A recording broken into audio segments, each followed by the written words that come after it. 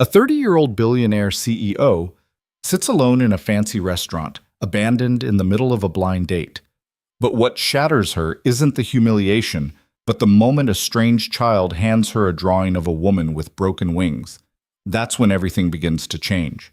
Follow my story to the end. Like and comment the city you're viewing so I know how far this story has come. Now, let's begin. The champagne arrived before he did. Aria Bennett sat alone at the corner table, watching condensation bead down the side of the bottle she hadn't ordered. The waiter had placed it there with a practiced smile, the kind that said he'd seen this scene play out 100 times before. A woman, a reservation for two, an empty chair. She checked her phone again. Nothing. Around her, the restaurant hummed with quiet conversations and the delicate clink of silverware against porcelain. Couples leaned across tables. Business associates laughed over wine. Everyone belonged to someone, somewhere. Everyone except her. Aria pressed her thumb against the stem of her water glass, feeling the cool smoothness beneath her skin. She'd built 3 companies from the ground up. She'd walked into rooms full of men twice her age and walked out with their signatures on contracts that made her richer than most of them would ever be. She'd given keynote speeches to thousands, her face projected on screens 3 stories tall. But sitting here, waiting for a man who clearly wasn't coming, she felt like she was 22 again. Small, forgettable, alone. Her assistant had set this up. "You need to get out more," Claire had said, wielding her phone like a weapon. "You can't spend every night in your penthouse reviewing acquisition proposals. You're 30, not 60. Aria had let her do it. A blind date. Some friend of Claire's cousin. A lawyer, supposedly. Successful. Charming. Looking for something real. She glanced at the empty chair again. Real.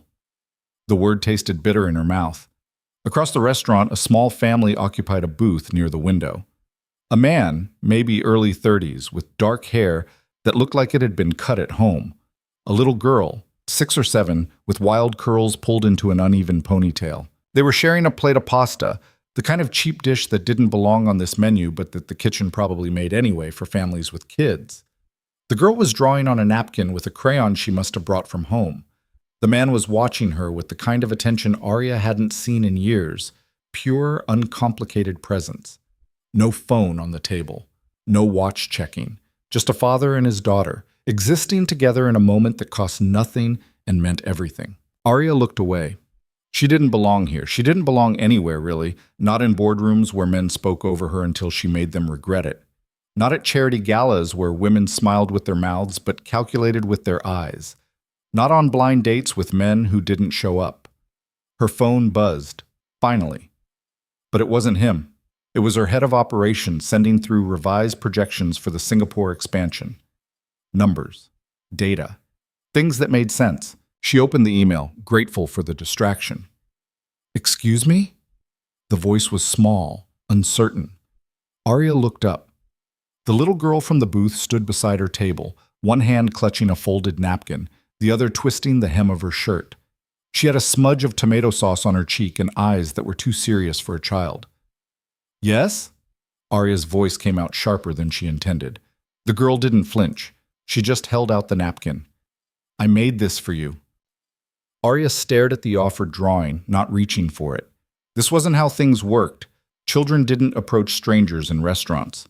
Parents didn't let them. She glanced past the girl toward the booth.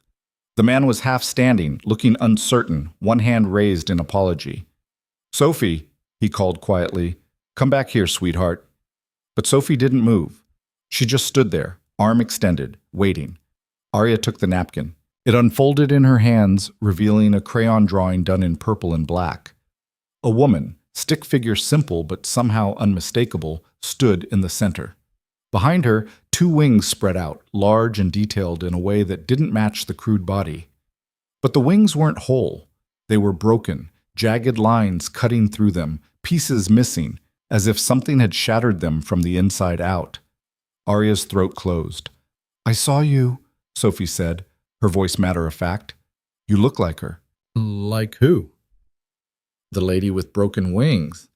Sophie tilted her head. "My mom used to look like that too, before she went away." The restaurant noise faded. Aria heard nothing but her own heartbeat and the small, honest voice of this child who had somehow seen through every wall she'd built. Sophie. The man was there now, gently taking his daughter's shoulder. I'm so sorry. She doesn't usually... We didn't mean to intrude. He was looking at Arya with genuine mortification, the kind that came from a parent who knew their kid had crossed a line but wasn't quite sure how to fix it. His eyes were kind. Tired, but kind. Arya should have said it was fine, should have smiled politely and sent them away. Should have gone back to her phone and her empty table and the champagne she wouldn't drink. Instead, she heard herself say, "The wings are very detailed." Sophie brightened immediately. "I practiced. Dad says I'm getting better at birds." "You are, Bug."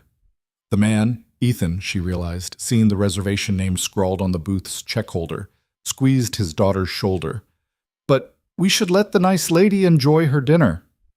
"She's not eating anything," Sophie pointed out. "Just looking at her phone."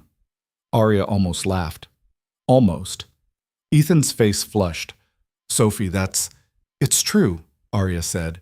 She folded the napkin carefully and set it beside her plate. "I was supposed to be having dinner with someone, but he didn't come." Sophie's face scrunched in confusion. "Why not?" "I don't know." "That's mean."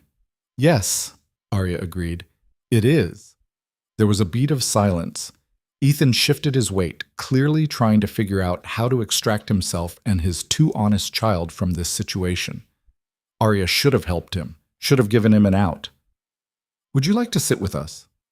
The question came from somewhere she didn't recognize in herself. Some part that had been locked away for so long she'd forgotten it existed. Ethan blinked. "What?" "Your booth looks more comfortable than this table." Arya gestured at the untouched place setting across from her. "And I suspect your daughter has more drawings to show me." Sophie's eyes went wide. "I do! I have a whole folder in Dad's truck." "Bug, we can't just... Please?" Sophie looked up at her father with an expression that probably won every argument they'd ever had. "She's all alone, and she has broken wings." Ethan looked at Arya, really looked at her, and she saw the moment he decided. Not because he wanted to, not because it made sense, but because his daughter had asked, and he had apparently never learned how to say no to her. "If you're sure," he said slowly. "We don't want to impose." "You're not." Arya stood, gathering her purse and phone. The movement felt strange, deliberate, like stepping off a cliff she couldn't see the bottom of. "I'm imposing on you." That almost made him smile. They moved to the booth, Arya sliding in across from Ethan, while Sophie wedged herself in beside her father, bouncing with barely contained excitement. The change in venue was jarring. At the corner table, Arya had been separate, contained, visible, but untouchable. Here, in this worn booth with pasta sauce on the edge of the table and crayons scattered across the surface, she was just another person sharing a meal. It terrified her. "I'm Ethan," he said, extending a hand across the table. "Ethan Cole. And this is Sophie." His hand was calloused, rough, in a way that spoke of actual work. Not the soft, manicured hands of the executives she dealt with daily. These were hands that built things. "Arya," she said, shaking it. She didn't offer her last name. Didn't want to. "Pretty name," Sophie announced. "Like a princess." "More like a CEO," Arya said. Sophie frowned. "What's that?" "Someone who runs a company." "Oh." Sophie considered this. "Dad runs a company too. He builds houses." Ethan laughed, a little self-conscious. "I'm a carpenter." "That's not quite the same thing as running a company." "You have a truck with your name on it," Sophie argued. "That's a company." "She's got you there," Arya said. The waiter appeared, looking confused to find Arya relocated but professionally neutral about it. He set down a fresh water glass without comment. "Can we get another order of the butternut squash ravioli?" Ethan asked. "And maybe some bread?" "Of course." The waiter glanced at Arya. "And for you, ma'am?" She hadn't planned to eat, hadn't had an appetite in weeks, really. But something about the situation, the absurdity of it maybe, or the way Sophie was watching her with open curiosity made her say, "The same.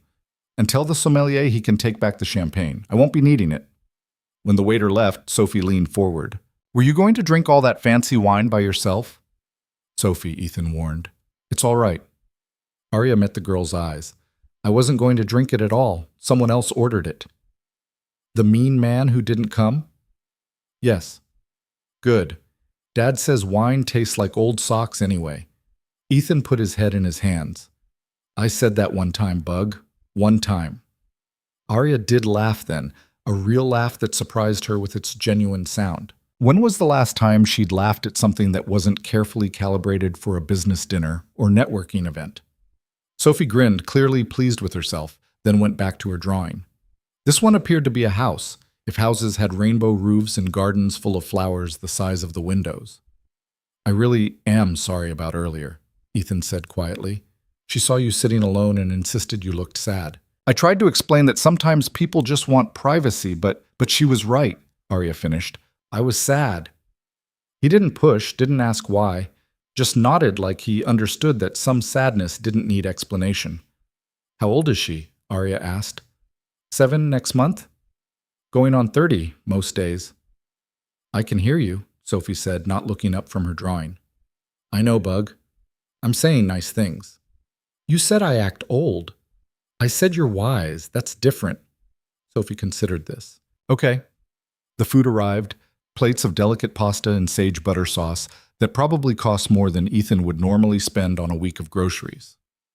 He didn't comment on it, just cut Sophie's ravioli into smaller pieces and pushed the plate toward her. Arya picked up her fork. The pasta was perfect, rich and earthy with just the right amount of salt. She'd eaten in Michelin-starred restaurants across 3 continents, had meals prepared by chefs whose names alone could fill a dining room. This was good, but not exceptional. Somehow, it tasted better than anything she'd had in months.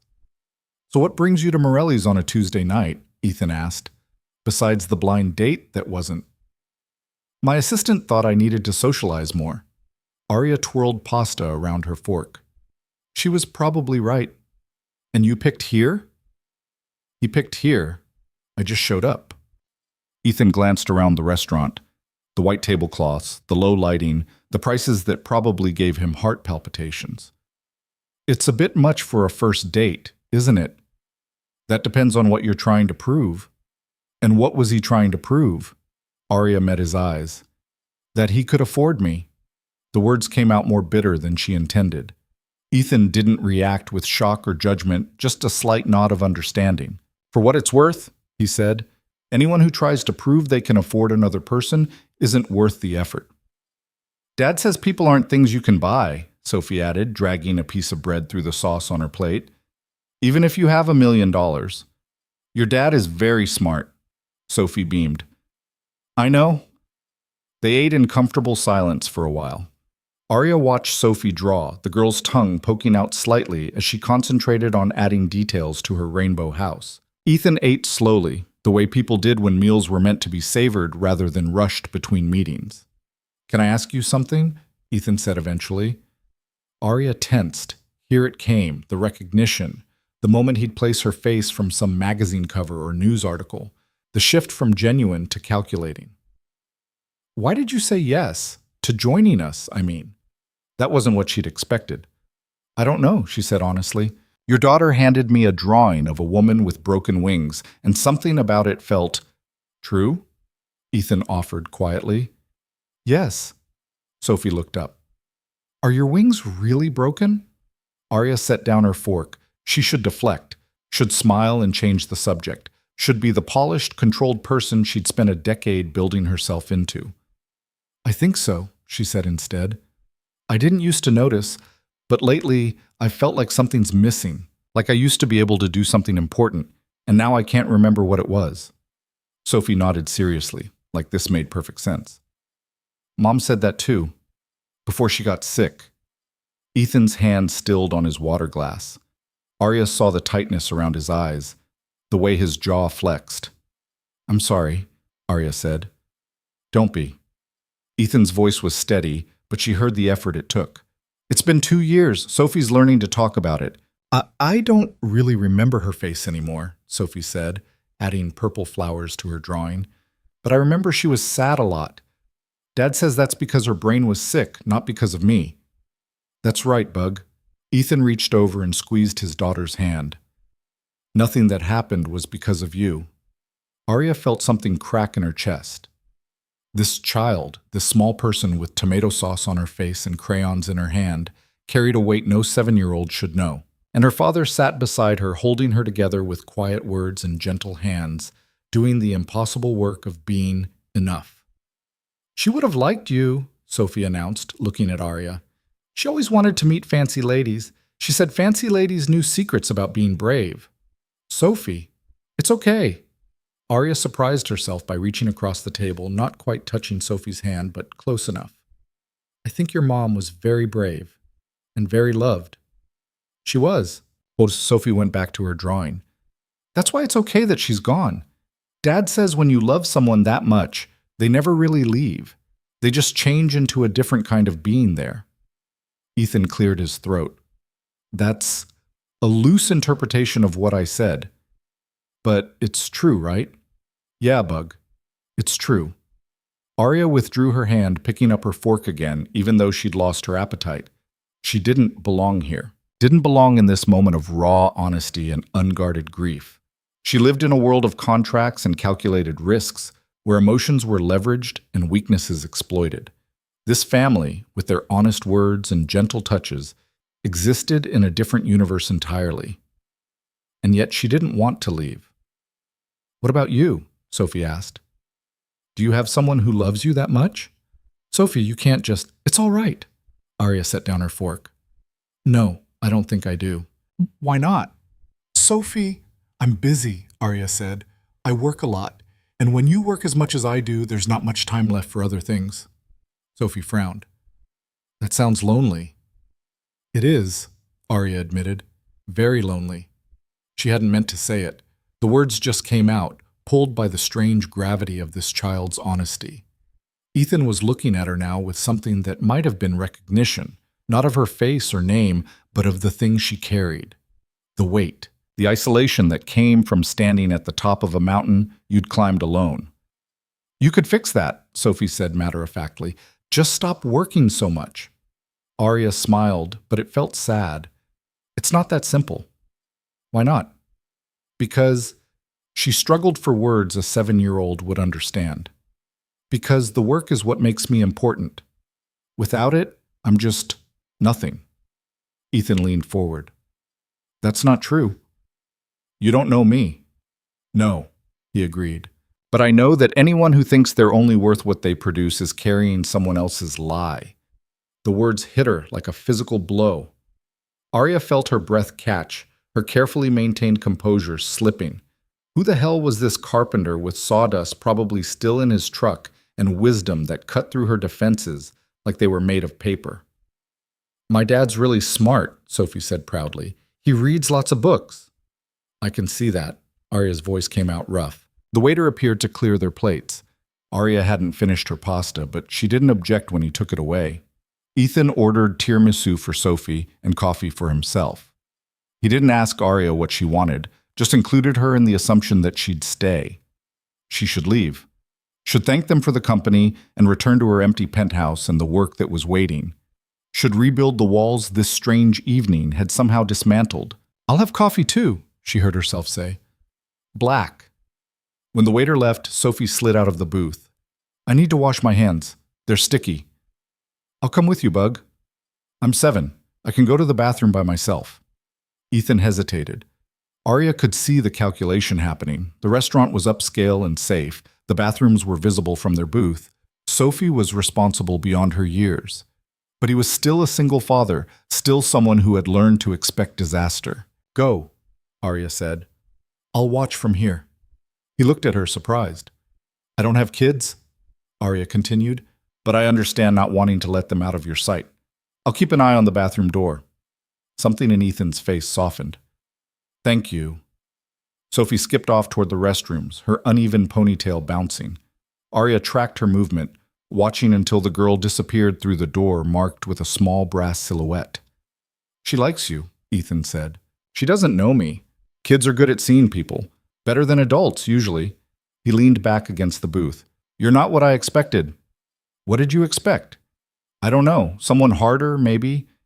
You have this presence, like you're used to being in charge. I am used to being in charge. I believe it. He smiled slightly. But you're also sitting in a booth with a stranger and his daughter, eating pasta you probably didn't want, looking more relaxed than you did when I first saw you. Arya wanted to argue, but couldn't. He was right. The tightness in her shoulders had eased. The constant mental checklist of things to manage and control had quieted. For the first time in months, maybe years, she was simply present in a moment without trying to optimize it. "Why did you really invite us to join you?" Ethan asked. "I told you, I don't know." "Try." Arya turned her water glass in slow circles, watching the light catch in the condensation.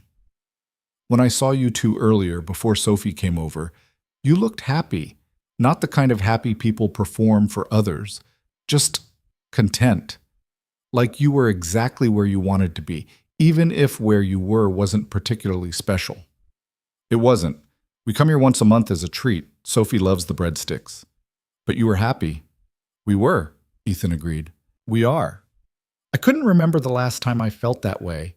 And then Sophie handed me that drawing, and it felt like she could see something about me that I'd been trying to hide, even from myself." "The broken wings." "Yes." Ethan was quiet for a moment. When he spoke, his voice was careful. "Can I ask what broke them?" Arya didn't answer right away. She watched Sophie emerge from the bathroom, stopping to examine a painting on the wall. The girl stood on her tiptoes, squinting at it with the intense focus of someone trying to understand something just beyond their reach. "Everything," Arya said finally. "Nothing. I don't know. I spent so long building my life into exactly what I wanted it to be.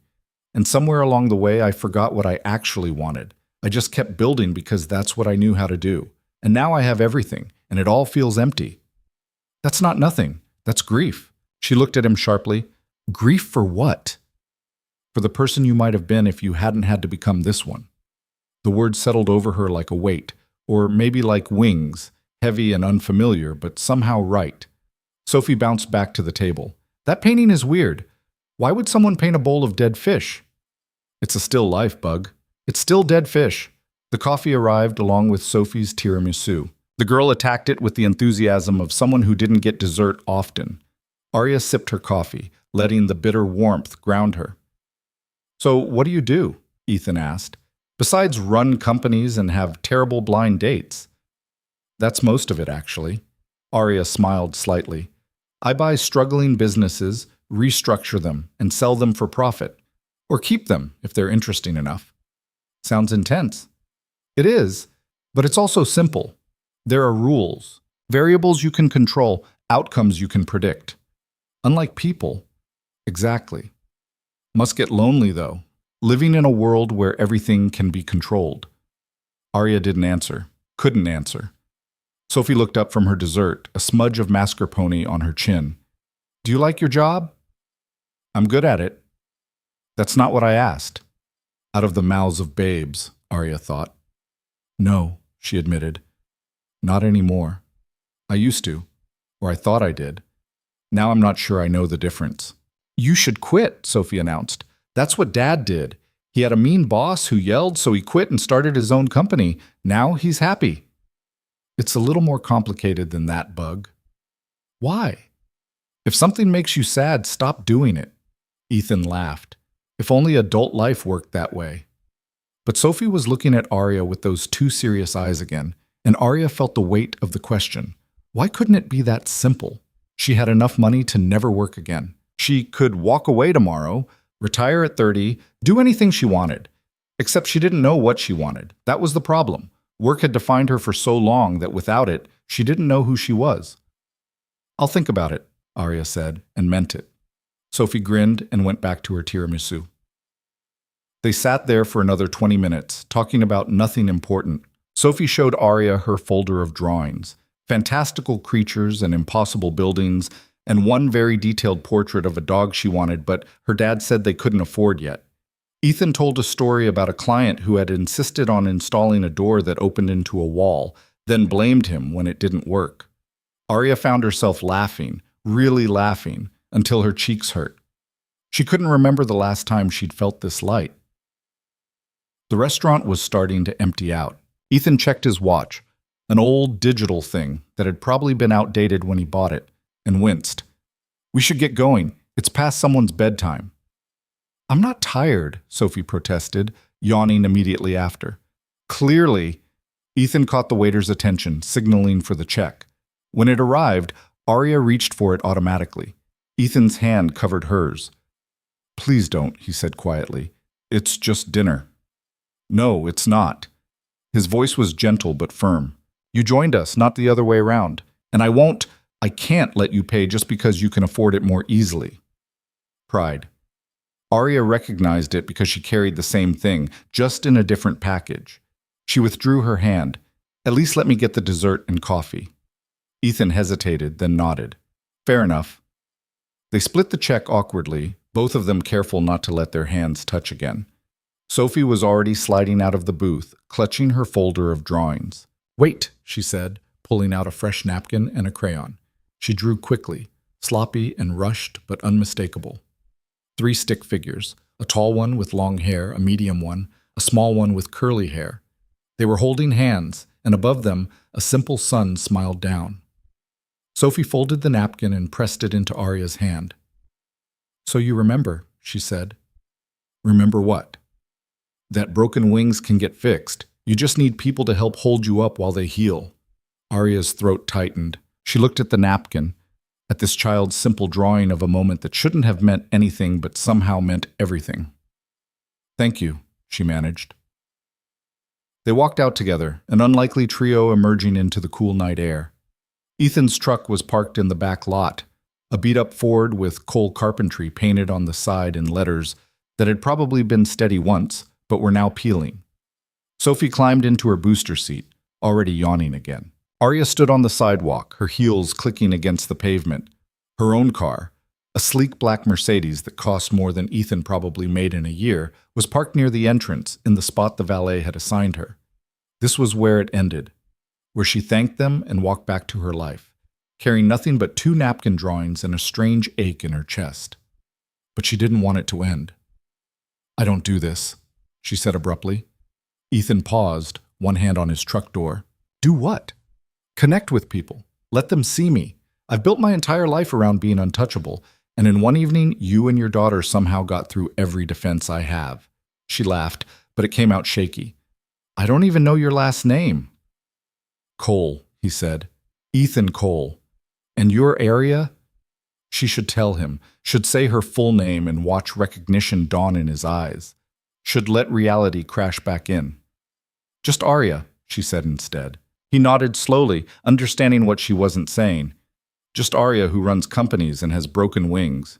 And you're just Ethan who builds houses and raises a daughter who sees too much. She gets that from her mom. His voice went soft. Emma was like that too, could read people in a heartbeat.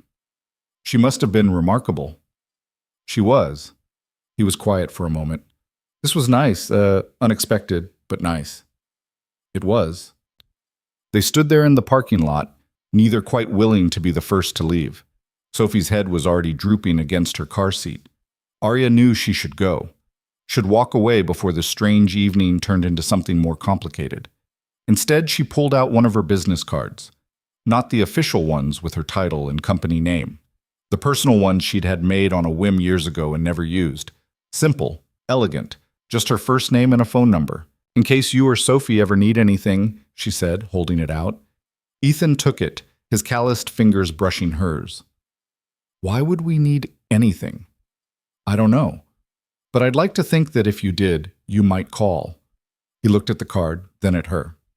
This isn't how your world usually works, is it? No. Mine either. And yet here we are. Here we are, he agreed. Arya stepped back. The night air was cooler now, raising goosebumps on her arms. She should feel ridiculous standing in a parking lot at 10 p.m., giving her number to a carpenter she'd known for 2 hours. Should feel exposed and foolish and all the things she'd spent years learning not to feel. Instead, she felt lighter, like something heavy she'd been carrying had finally been set down. Thank you, she said, for letting me crash your dinner, for not asking who I am, or what I do, or why I was sitting alone in an expensive restaurant looking miserable. Thank you for seeing us as just people, not a project or a charity case or a story to tell at your next business dinner. I would never... I know, Ethan said. That's why I'm thanking you. Sophie stirred in the back seat, mumbling something about rainbows. Ethan glanced back at her, and Arya saw the shift in his posture, the father taking over from the man. The person who had responsibilities and couldn't linger in parking lots with strange women, no matter how nice the evening had been. "I should get her home," he said. "Of course." He climbed into the truck, and Arya heard the engine turn over with a rough cough before settling into a steady rumble. She stepped back as he pulled out of the parking space, raising one hand in a wave. Sophie woke up enough to press her palm against the window, and Arya waved back, watching as the truck pulled away, taillights disappearing around the corner. Then she was alone. She stood there for a long moment, holding 2 napkin drawings and a business card that didn't have her last name on it. The restaurant was closing behind her, staff cleaning tables and dimming lights. The parking lot emptied. The night deepened, but Arya didn't feel empty anymore. She walked to her Mercedes, slid into the leather seat, and sat there in the darkness. She looked at the first drawing, the woman with broken wings. Then the second, 3 stick figures holding hands under a smiling sun. Something in her chest cracked open, not breaking, shifting. She thought about going home to her penthouse, to the floor-to-ceiling windows overlooking a city that never slept, to the silence that had become so normal she'd stopped noticing it, to the emails waiting and the calls to return and the empire that demanded her constant attention. And for the first time in 10 years, she wondered if any of it actually mattered. Her phone buzzed, her COO sending through documents that needed signing by morning.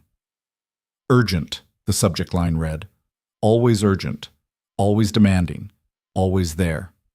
Arya set the phone down without opening the email. She started the car and pulled out of the parking lot, but instead of turning toward her building, she found herself driving in the opposite direction. Through neighborhoods she'd never explored. Past houses with lights in the windows and lives being lived inside them. Past playgrounds and corner stores and all the ordinary pieces of a world she'd stopped being part of somewhere along the way. She drove until the city thinned out and the streets grew quieter, until she found a small park with empty benches and walked out into the night air, carrying nothing but 2 napkin drawings. The first one, she studied closely. The woman with broken wings. Sophie had drawn the breaks with careful detail. Not violent tears, but gradual fractures. Cracks that had formed slowly, over time, from carrying too much weight for too long. The second drawing she held up to catch the streetlight. 3 figures. A family that wasn't a family. A moment of connection that shouldn't have meant anything, but it did mean something. It meant everything. Because for 2 hours, Arya Bennett had sat in a restaurant booth and let a 7-year-old child and her carpenter father see her. Really see her. Not the CEO, not the billionaire, not the woman who built empires and commanded rooms, just Arya. With broken wings and an empty life and a desperate, aching need for something real. And they hadn't tried to fix her, hadn't offered solutions or advice or the empty platitudes she'd heard 1,000 times before. They'd just sat with her, shared their pasta, told their stories, existed beside her without expecting anything in return. She sat on the bench until her phone buzzed again. Then 6 more times in rapid succession, her team wondering where she was, her assistant asking if everything was okay, her lawyers needing decisions that apparently couldn't wait. Arya turned off her phone. She sat there in the silence, real silence, not the white noise of her penthouse or the calculated quiet of boardrooms, and let herself feel the weight of what she'd built. The empire that had cost her everything. The success that had left her hollow, the wings that had broken under the weight of flying too high, too fast, too alone. And for the first time in years, Arya let herself cry. Not quiet, elegant tears, not the controlled emotion she'd perfected for moments when showing vulnerability served a strategic purpose. These were ugly, gasping sobs that shook her whole body. Years of loneliness and pressure and isolation pouring out in a park she'd never been to, witnessed by no one but the empty benches and distant stars. When she finally stopped, her face was wet, and her throat was raw, and her perfect makeup was ruined. She felt lighter than she had in a decade. Arya pulled out her phone, turned it back on, and watched the notifications flood in. Dozens of them, all urgent, all demanding, all expecting her to be the person she'd built herself into. Efficient, tireless, always available. She opened her email and began typing. To all departments, I will be unavailable for the next 72 hours. Direct all urgent matters to COO. Everything else can wait. AB. She hit send before she could second guess herself. Then she pulled up her assistant's contact and sent another message. Claire, you were right. I did need to get out more. Taking a few days off. Cover for me. We'll explain later. The responses started coming in immediately. Confusion, concern, barely concealed panic. Aria Bennett didn't take days off. Aria Bennett didn't go unavailable. Aria Bennett was a machine that ran on coffee and ambition and the desperate need to prove she was worth something. But tonight, sitting on a bench in an empty park, holding drawings made by a child who had somehow seen straight through her, Aria Bennett wasn't a machine. She was just a woman with broken wings, trying to remember how to be human. She drove home slowly, taking streets she'd never traveled, seeing her city like it was the first time. When she finally pulled into her building's parking garage, it was past midnight. The doorman looked surprised to see her, unused to her coming home at any hour that couldn't be categorized as late night working or early morning working. Good evening, Ms. Bennett, he said. Good evening, Marcus. He blinked. She'd never used his name before. Aria rode the elevator to the penthouse, walked through her perfectly decorated, professionally cleaned, utterly soulless apartment, and stood at the floor-to-ceiling windows that showed her the city she'd conquered. It looked different from up here. Distant, separated by glass and height, and all the careful distance she'd built between herself and the rest of humanity. She thought about Ethan's truck with the peeling paint, and Sophie's crayon drawings, and the cheap pasta they'd shared like it was the best meal in the world.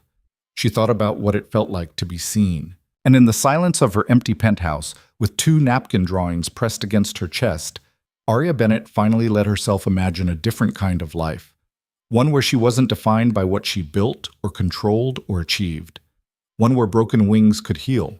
One where 3 stick figures holding hands under a smiling sun wasn't just a child's drawing, but a possibility.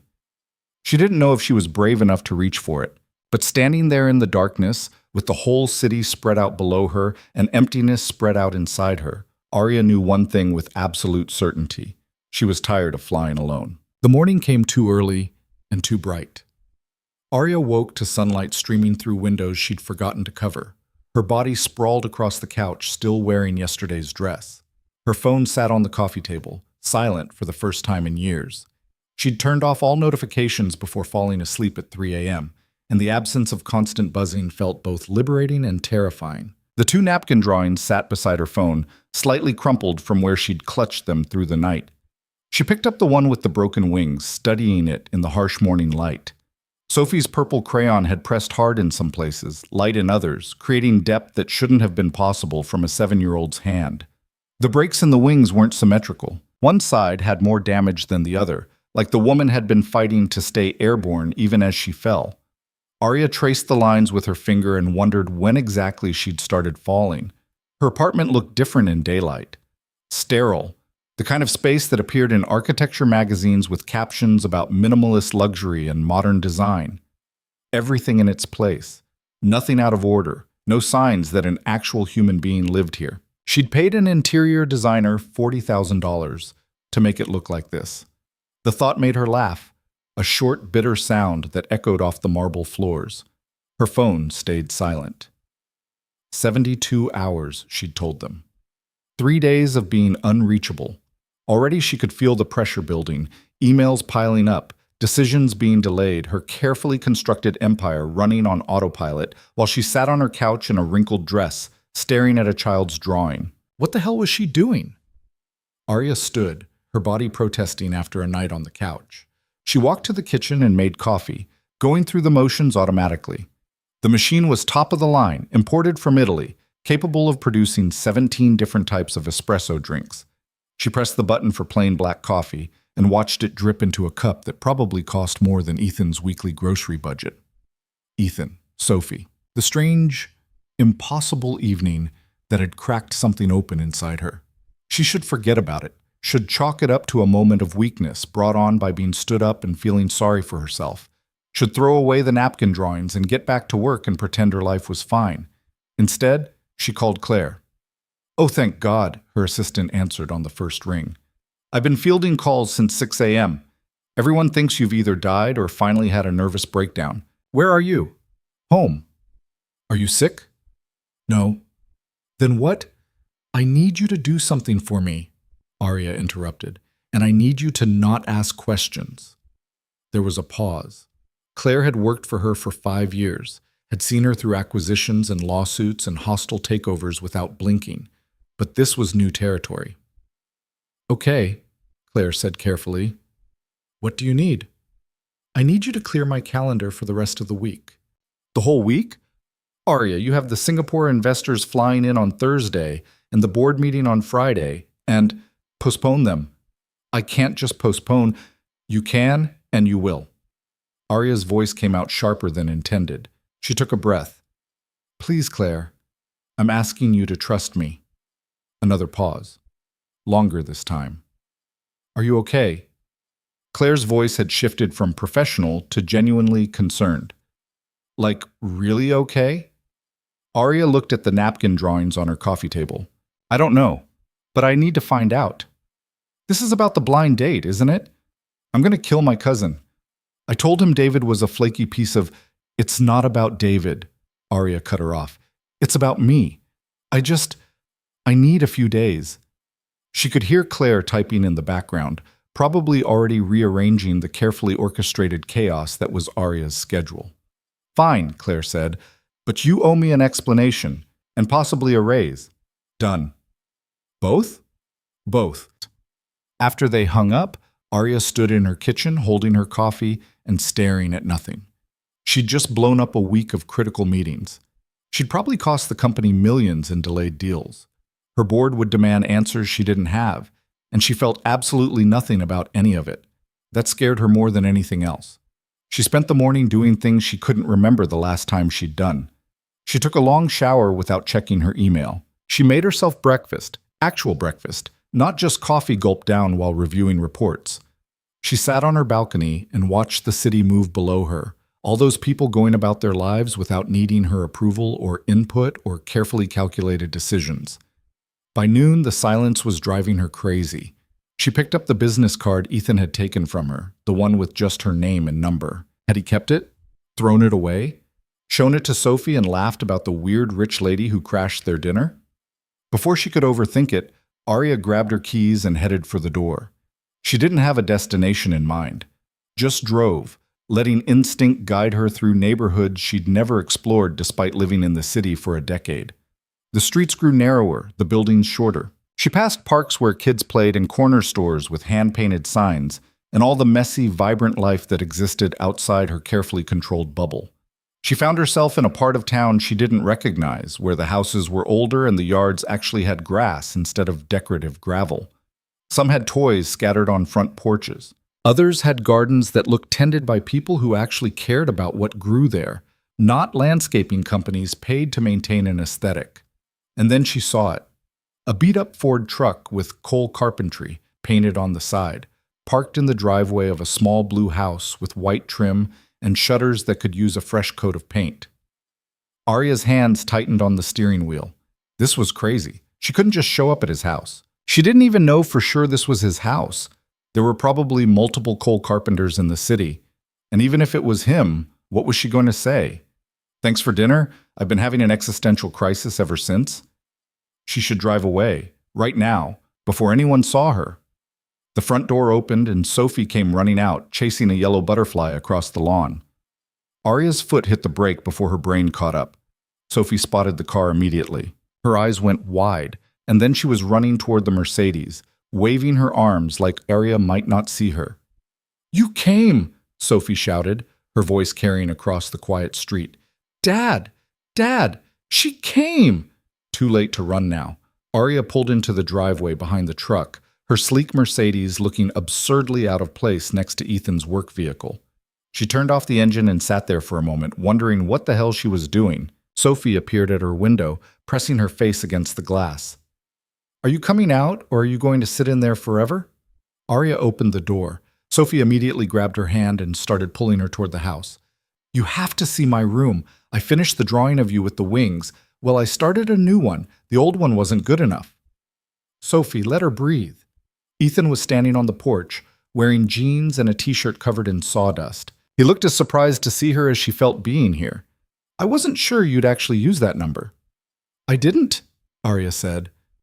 I was driving, and I saw your truck, and you're here.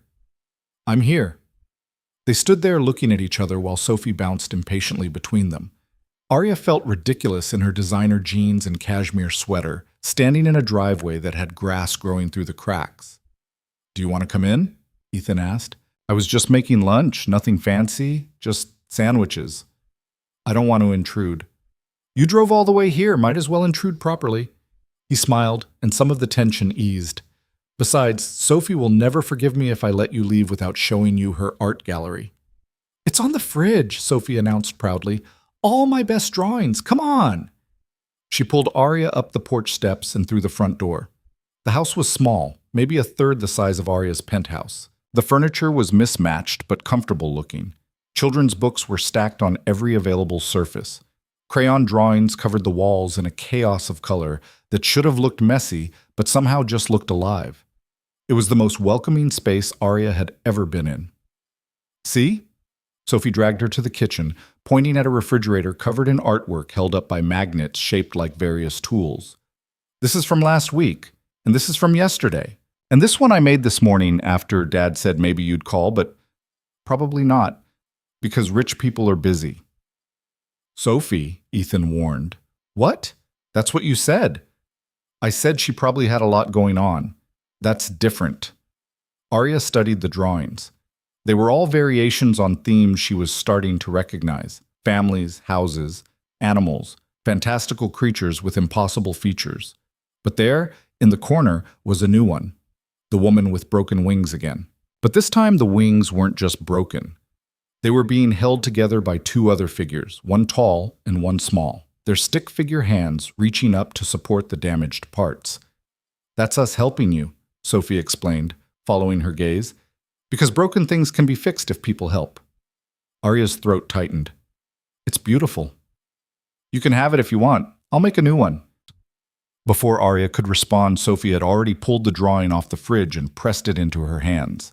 Ethan was at the counter, pulling bread and cold cuts from a refrigerator that had definitely seen better days. Turkey okay? Or I think we have some peanut butter if you're vegetarian, or turkey's fine. Arya set the drawing carefully on the kitchen table, which was scarred with years of use and covered in what looked like homework papers and more crayons. Can I help? Do you know how to make a sandwich? I've made it to 30 without starving. I think I can handle basic food assembly. He grinned and tossed her the mayo. Be my guest. They worked in comfortable silence, falling into an easy rhythm that shouldn't have been possible between two people who barely knew each other. Ethan cut vegetables while Arya spread condiments. Sophie sat at the table, already starting a new drawing. So, Ethan said eventually, not that I'm not happy to see you, but why are you here? Arya focused very intently on spreading mayo evenly across bread. I took the week off work. The whole week? First time in 8 years. Wow. He paused mid-tomato slice. What are you going to do with all that free time? I have no idea. She set down the knife and looked at him. I've spent the last decade building a life that runs like a machine. Wake up, work, sleep, repeat. And yesterday, sitting with you and Sophie, I realized I couldn't remember the last time I did something just because I wanted to. Not because it was strategic or necessary or good for business, just because. And you wanted to come here? Apparently. Sophie looked up from her drawing. Are you going to live with us now? Sophie, I'm just asking. She said she doesn't know what to do, and we have a guest room. Well, it's Dad's office, but there's a couch. I'm not moving in, Arya said quickly. I don't know. I needed to see if last night was real, if you were real. Ethan set down the knife. As opposed to what? As opposed to something I imagined because I was lonely and desperate and pathetic. You're not pathetic. I'm a 30-year-old billionaire who showed up uninvited at a stranger's house because I can't figure out how to be a person.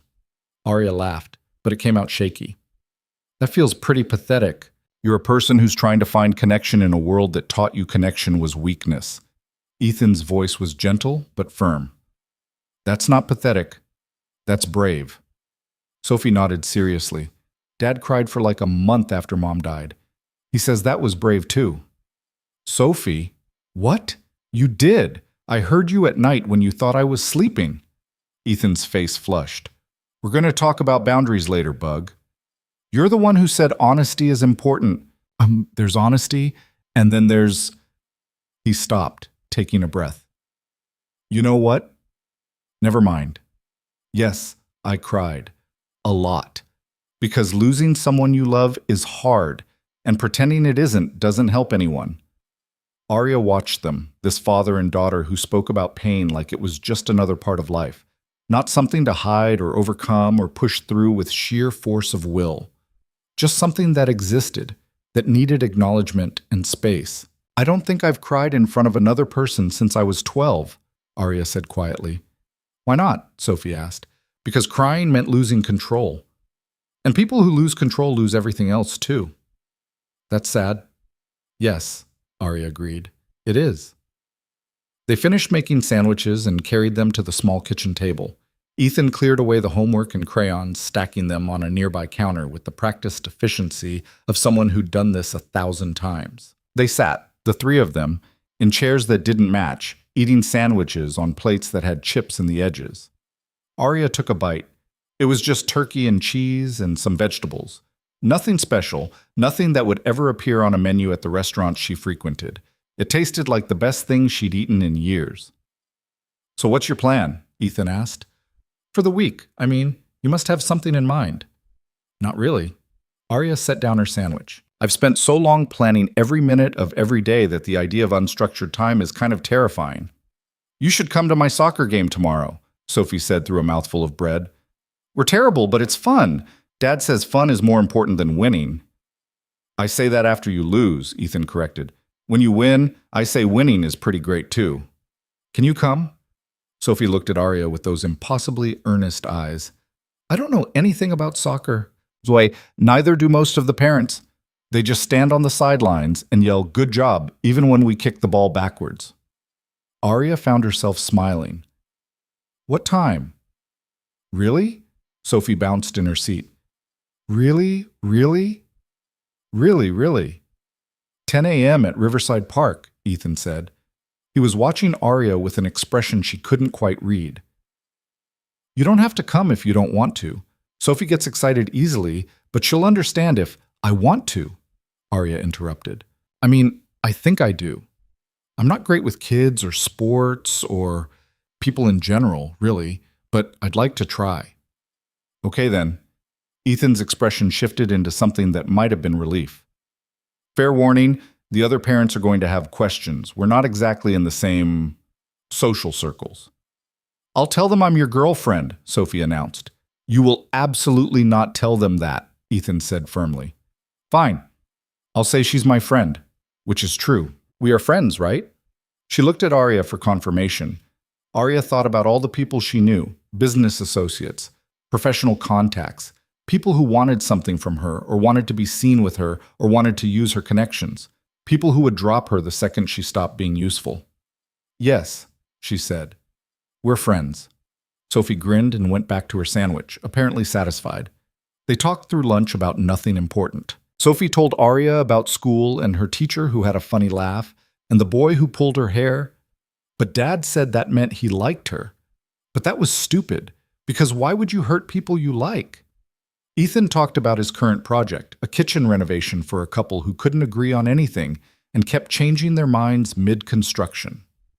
Arya found herself telling stories about her work too, but different ones than she usually told. Not the victories and acquisitions, but the absurd moments. The time a CEO threw a stapler during a negotiation. The company mascot that was inexplicably a dancing pickle.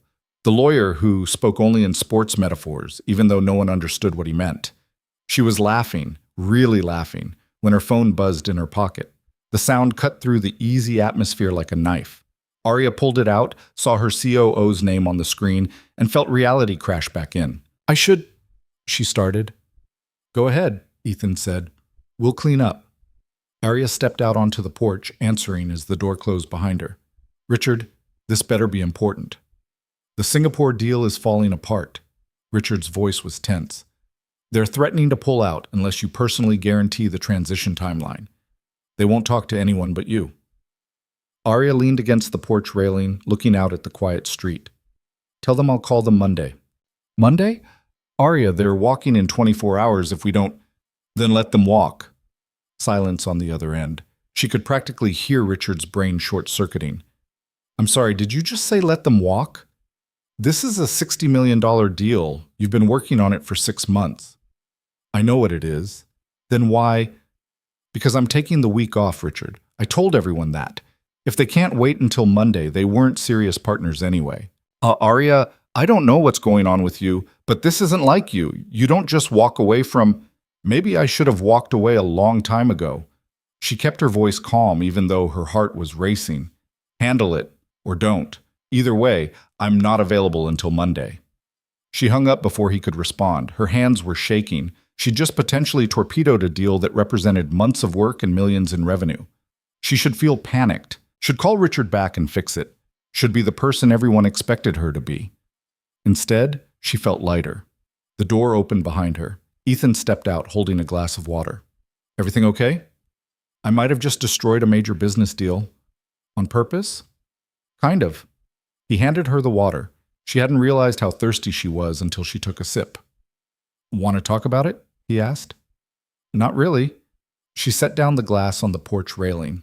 Can I ask you something instead? Sure. How do you do it? The whole being present thing. Sophie's clearly the center of your world, but you don't seem stressed or overwhelmed or like you're one missed payment away from falling apart. How do you make it look so easy? Ethan laughed, but it wasn't a happy sound. Easy. Arya, I'm broke, like actually broke. I took out a second mortgage to keep the business afloat last year, and I'm still not sure I'm going to make it. Half the time I'm feeding Sophie mac and cheese from a box because it's all I can afford. I lie awake at night terrified that I'm failing her, that she deserves better than a dad who can't even afford to fix the shutters on their house. Arya stared at him. But yesterday, at the restaurant, yesterday was our monthly treat. Something I save for because Sophie loves it and because I remember what it felt like when Emma and I used to go to nice places back before everything fell apart. He ran a hand through his hair. You think I look put together? I'm barely holding on. I'm just better at hiding it than you are. I don't believe that. Why not?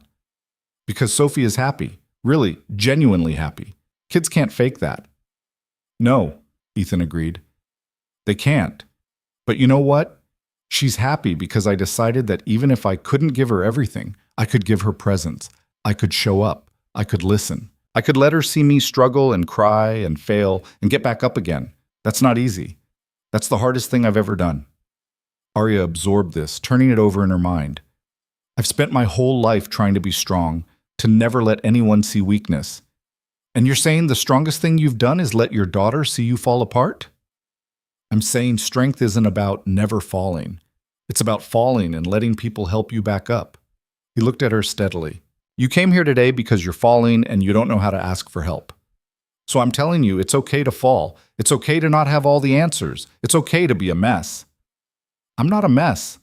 Arya, you showed up at a stranger's house because a 7-year-old drew you a picture. You're absolutely a mess, and that's okay.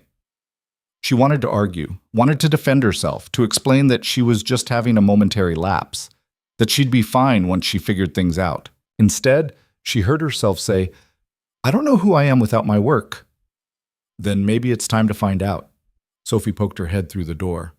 Are you guys done talking about serious stuff? Because I want to show Arya my treehouse. Well, it's not really a treehouse. It's more like a platform in a tree. But Dad built it, and it's cool. Can I see it? Arya asked. Sophie's face lit up. Really? Really? They spent the afternoon in the backyard, which was small but full of life, in a way Arya's sterile penthouse balcony could never be. The treehouse was exactly as Sophie described, a simple platform with railings built into the branches of an old oak, but Sophie showed it off like it was a castle. Dad made it extra safe, she explained as they climbed the ladder. Because Mom wasn't there to tell him if he did it wrong, so he built it like 5 times stronger than it needed to be. That sounds like your dad, Arya said. From the platform, you could see over the fence into neighboring yards. Kids played, adults gardened, normal life happening in normal ways. Do you like it up here? Sophie asked. I do. Me too. When I'm sad about Mom, I come up here and talk to the birds. They don't say anything back, but it feels like they're listening. Arya sat on the platform, her expensive jeans getting dirty on the unfinished wood. What do you tell them? Mostly that I miss her, and that I wish I could remember her better, and that Dad is sad sometimes, even though he tries to hide it. Sophie picked at a splinter in the wood. Do you think she can hear me? From wherever she is? The question hit Arya like a punch. She thought about all the easy platitudes she could offer, the comforting lies people told children. I don't know, she said honestly, but I think talking about her keeps her alive in a different way, in your memories, in your dad's stories, in the love you still feel even though she's gone. Sophie considered this. That's what Dad says too, except he uses bigger words. Your dad is very smart. I know, he reads a lot. Sophie leaned against the railing, looking out at the neighborhood. Are you going to be our friend for real, or just for today? What's the difference? Real friends don't leave. They stick around even when things get hard or boring or weird. Arya thought about her answer carefully. I want to be a real friend, but I'm not very good at it. I might mess up. That's okay. Dad messes up all the time. Yesterday, he put salt in his coffee instead of sugar and didn't notice until he took a drink. How did I miss that? You were in the bathroom with me, remember? He spit it out in the sink. It was really funny. They sat there as the afternoon stretched long, talking about everything and nothing. Sophie showed her the bird's nest in the next branch over and the place where she'd carved her initials, badly, and the specific spot where the sun came through the leaves just right. Ethan called up eventually. Dinner in 30 minutes if you want to stay. Arya should leave. She'd already imposed enough. But when she looked at Sophie's hopeful face, she found herself saying, What's for dinner? Spaghetti, from a jar. Nothing fancy. That sounds perfect. But dinner was chaos in the best way. Sophie spilled sauce on her shirt and had to change. Ethan burned the garlic bread but served it anyway. They ate at the same scarred kitchen table, and Arya found herself telling stories about her childhood, things she hadn't thought about in years. Growing up in a small apartment with parents who worked 3 jobs between them, learning to make herself invisible so she wouldn't be a burden, building her first company at 23 with money borrowed from people who thought she'd fail. Why did they think you'd fail? Sophie asked. Because I was young and a woman, and I didn't come from money or have fancy degrees or know the right people. But you didn't fail. No, I worked harder than everyone else and proved them wrong. Is that why you work all the time now? Because you're still trying to prove something? Out of the mouths of babes. Maybe, Arya admitted. After dinner, Sophie insisted on showing Arya every single one of her drawings, stored in a large portfolio that Ethan had apparently made specially for her. There were hundreds of them, chronicling years of a child's evolving view of the world. Arya looked through them all, and Sophie provided commentary on each one. By the time they finished, it was past Sophie's bedtime. She was yawning but fighting it, clearly not wanting the day to end. Time for bed, Bug, Ethan said gently. But Arya's still here. Arya can come visit again, right? He looked at Arya for confirmation. Right, Arya said. I'll be at your soccer game tomorrow, remember? That seemed to satisfy Sophie. She gave Arya a fierce hug that squeezed the air from her lungs, then trudged upstairs with Ethan following to oversee the bedtime routine. Arya stood in the kitchen, surrounded by the comfortable mess of a lived-in home, and felt something settle in her chest. Not happiness, exactly, but maybe the possibility of happiness, the knowledge that it existed and could be reached if she was brave enough to try. Ethan came back down 20 minutes later. She wants you to tuck her in. Me? You. I tried to explain that you probably wanted to leave, but she's very insistent. Arya climbed the stairs to Sophie's room, which was exactly what a 7-year-old's room should be. Toys everywhere, posters of animals and cartoon characters, a bed with mismatched sheets, and about 30 stuffed animals. Sophie was already under the covers, looking small and sleepy. Will you tell me a story? She asked. I don't know any stories. Make one up. Arya sat on the edge of the bed, her mind completely blank. She couldn't remember the last time someone had asked her to tell a story. Couldn't remember if anyone ever had. Once upon a time, she started, and the rest came without planning. There was a woman who forgot how to fly. She had wings once, but she broke them trying to fly too high, too fast, all alone. And after they broke, she convinced herself she didn't need them anyway. Flying was dangerous. Flying meant risking another fall. So she stayed on the ground and told herself she was happy there. Sophie's eyes were already drooping, but she was listening.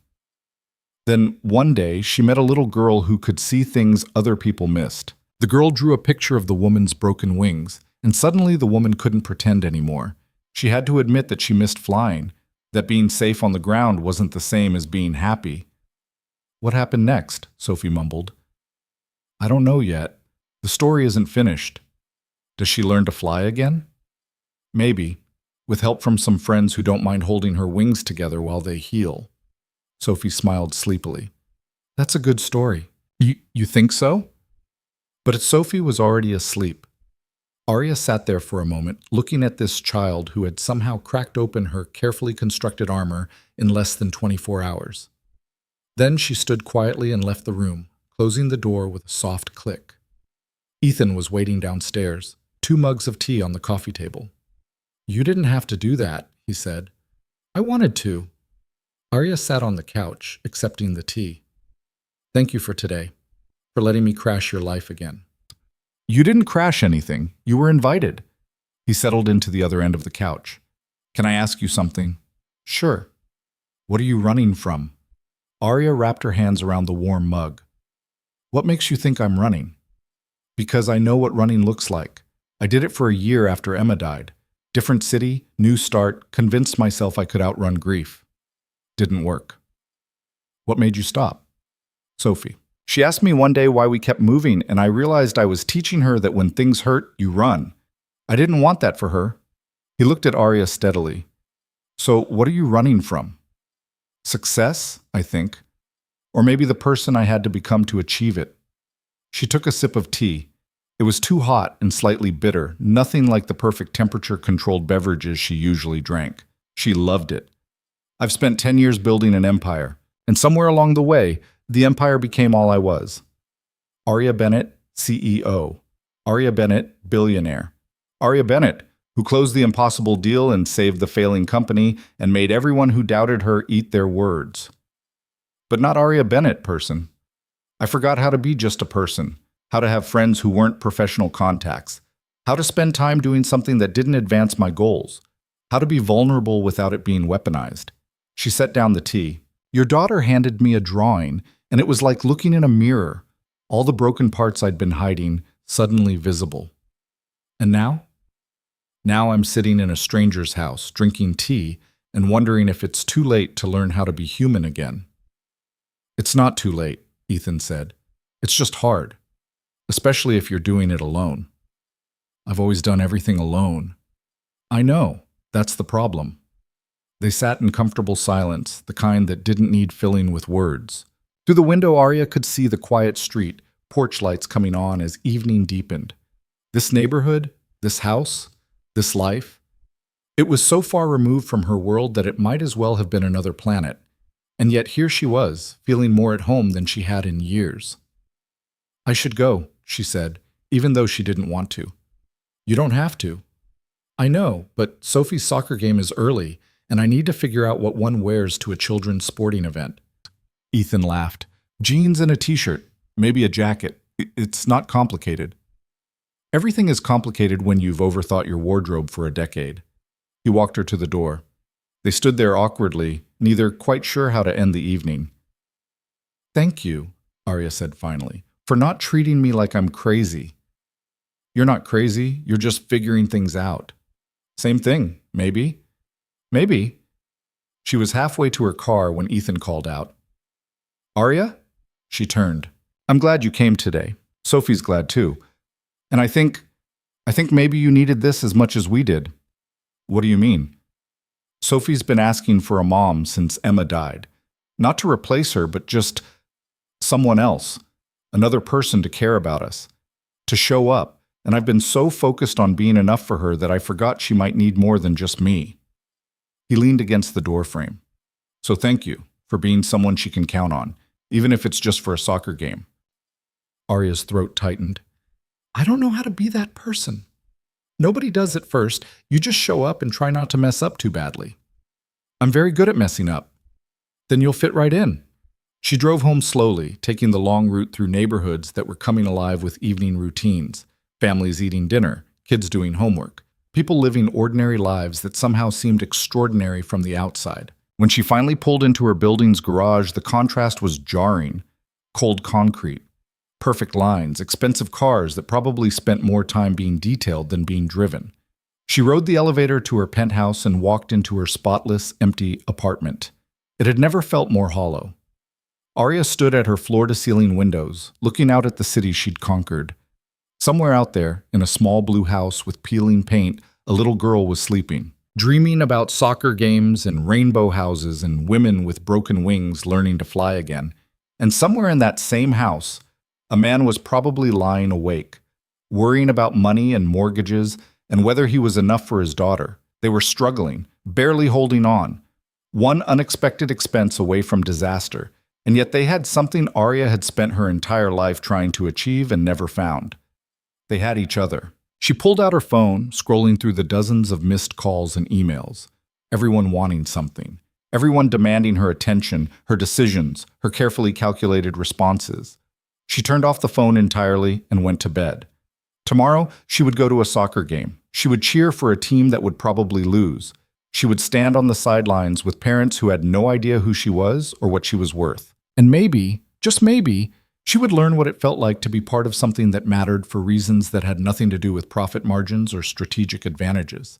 Maybe she would learn to be human again. The thought terrified her. But lying in her empty penthouse, clutching a napkin drawing of broken wings being held together by friendship, Arya Bennett finally admitted something she'd been avoiding for 10 years. She was tired of being strong. She was tired of being alone. She was tired of pretending that success was enough to fill the gaping emptiness inside her. And tomorrow, for the first time in her adult life, she was going to try something different.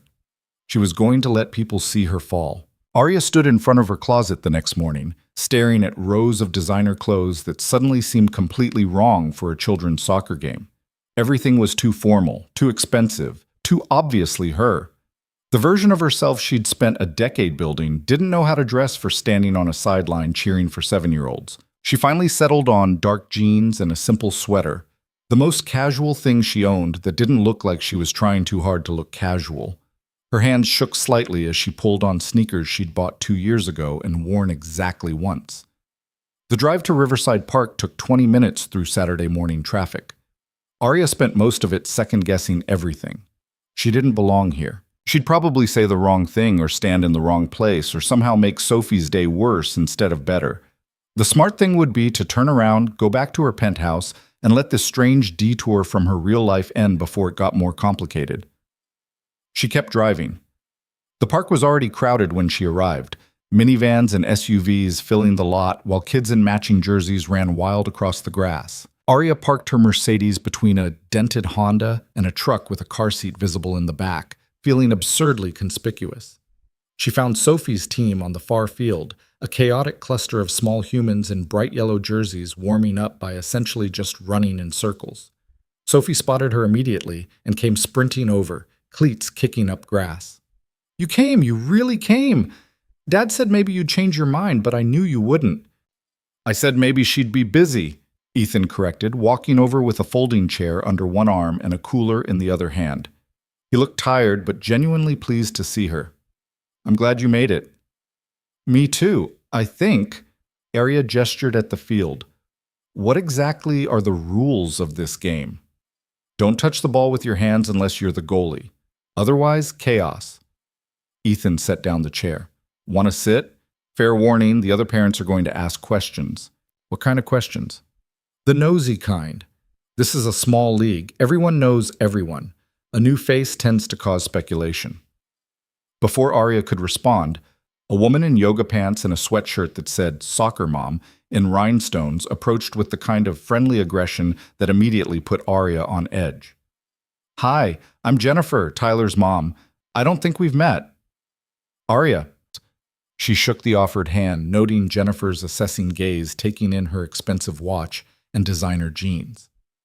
Are you new to the neighborhood? I haven't seen you at any of the team events. She's a friend, Ethan said easily. Just came to watch the game. Oh, how nice. Jennifer's smile sharpened. We're always happy to have support. Are you from the area originally? Arya recognized the question for what it was. A fishing expedition for information. She'd sat through hundreds of similar conversations in boardrooms, just with different words.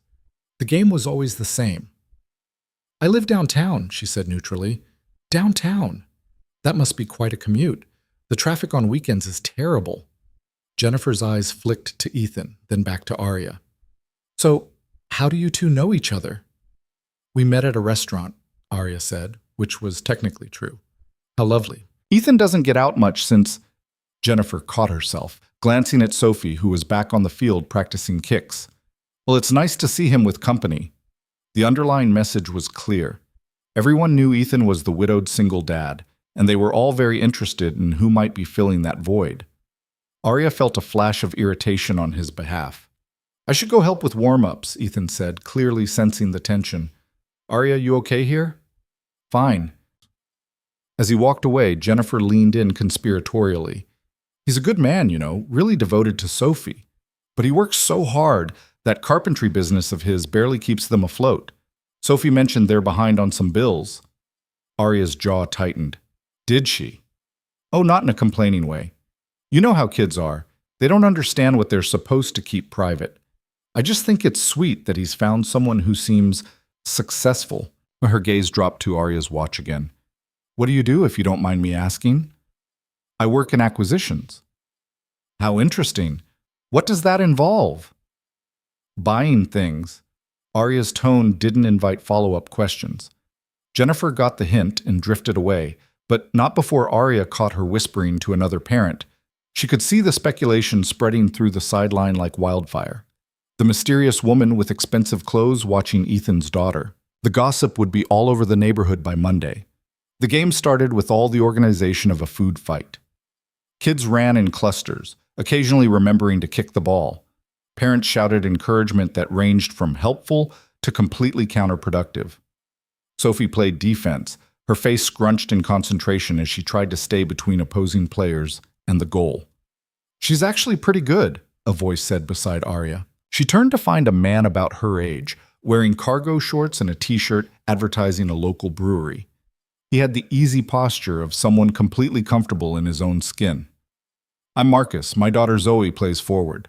He pointed to a girl with braids who had just fallen over her own feet. Well, she tries to play forward.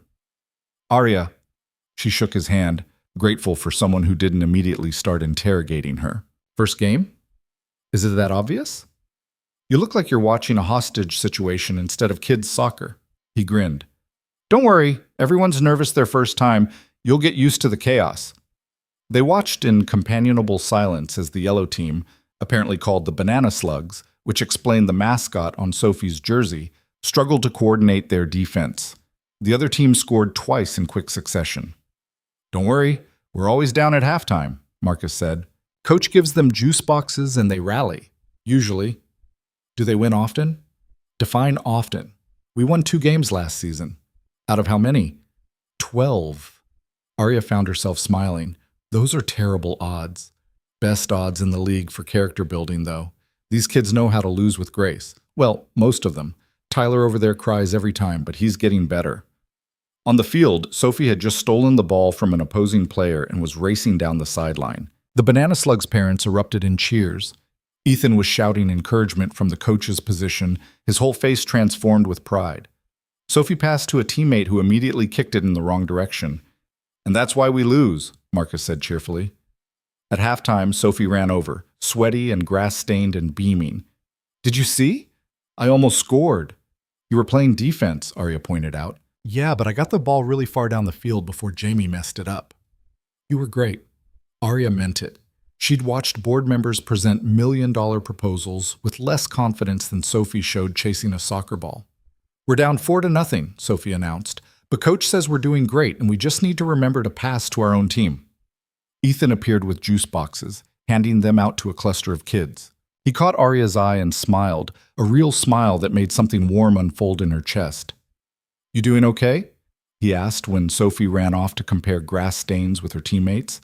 "Better than expected, though I think I'm the subject of intense neighborhood gossip. Jennifer cornered you, didn't she?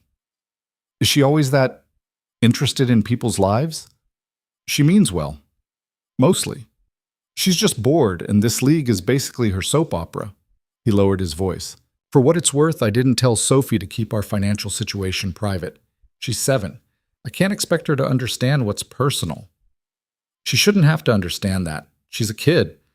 Arya watched Sophie demonstrate some kind of elaborate celebration dance to Zoe. "Jennifer implied you're struggling."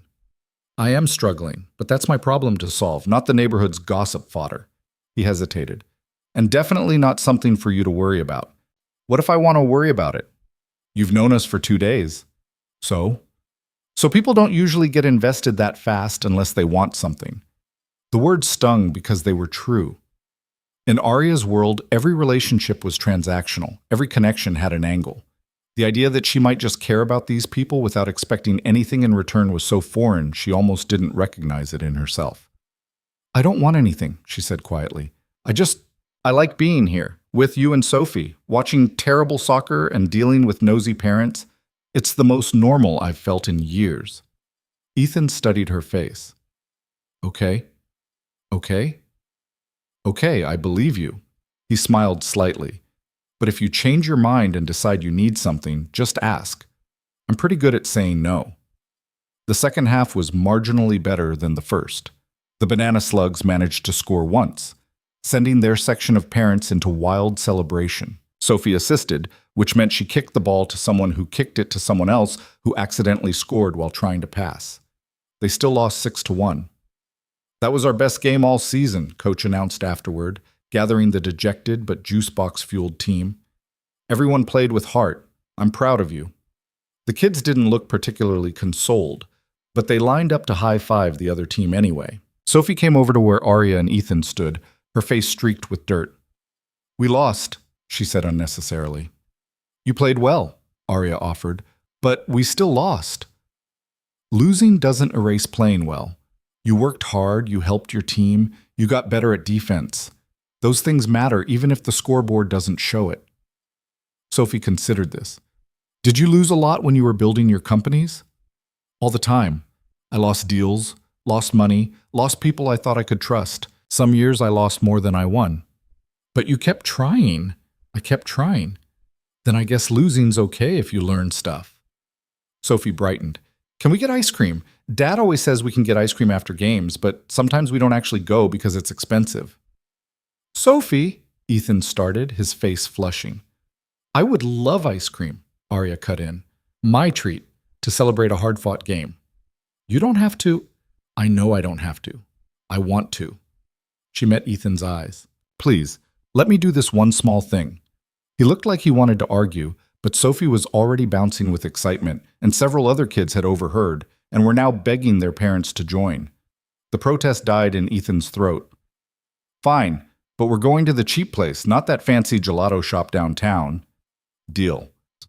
20 minutes later, Arya found herself in a strip mall ice cream parlor that probably hadn't been updated since 1995, surrounded by small children and harried parents. The Banana Slugs had taken over 3 tables, and the noise level was approaching jet engine decibels. Sophie ordered a cone with 2 scoops, chocolate and bubblegum, a combination that made Arya's teeth hurt just thinking about it. Ethan got vanilla. Arya got the same, not because she particularly wanted it, but because choosing felt overwhelming in the chaos. They squeezed into a booth with Sophie, who immediately started telling them in excruciating detail about every single play of the game, complete with sound effects. And then Tyler was all, "I got it," but he didn't got it. He missed it completely and fell on his butt. And the ball went whoosh right past. "Breathe, bug," Ethan said. "Your ice cream's melting." Sophie attacked her cone with renewed focus. Arya licked her vanilla and watched the controlled chaos around them. This was what normal looked like. Families doing ordinary things together. No agenda, no networking, just people existing in each other's space, comfortable and loud and messy. Jennifer appeared at their table, Tyler in tow with chocolate smeared across his face. Arya? I didn't realize you'd be joining us. How generous of you to treat the team. Arya hadn't actually offered to treat the whole team, but word had apparently spread and she wasn't about to embarrass anyone by clarifying. They earned it. Tyler, say thank you to Miss Arya. Thank you, Tyler mumbled through a mouthful of cookies and cream. Jennifer lingered, clearly hoping to extract more information. So Arya, you mentioned you work in acquisitions. That must be fascinating. What company? My own. Oh, a business owner. Ethan, did you hear that? Arya owns her own business too. You two have that in common. I'm sure Arya's business is a bit different from mine, Ethan said dryly. Well, yes, but still, it's nice to have things in common. Jennifer smiled in a way that made Arya want to throw her ice cream at her. Tyler's father is in finance. Very demanding career. We hardly see him most weeks.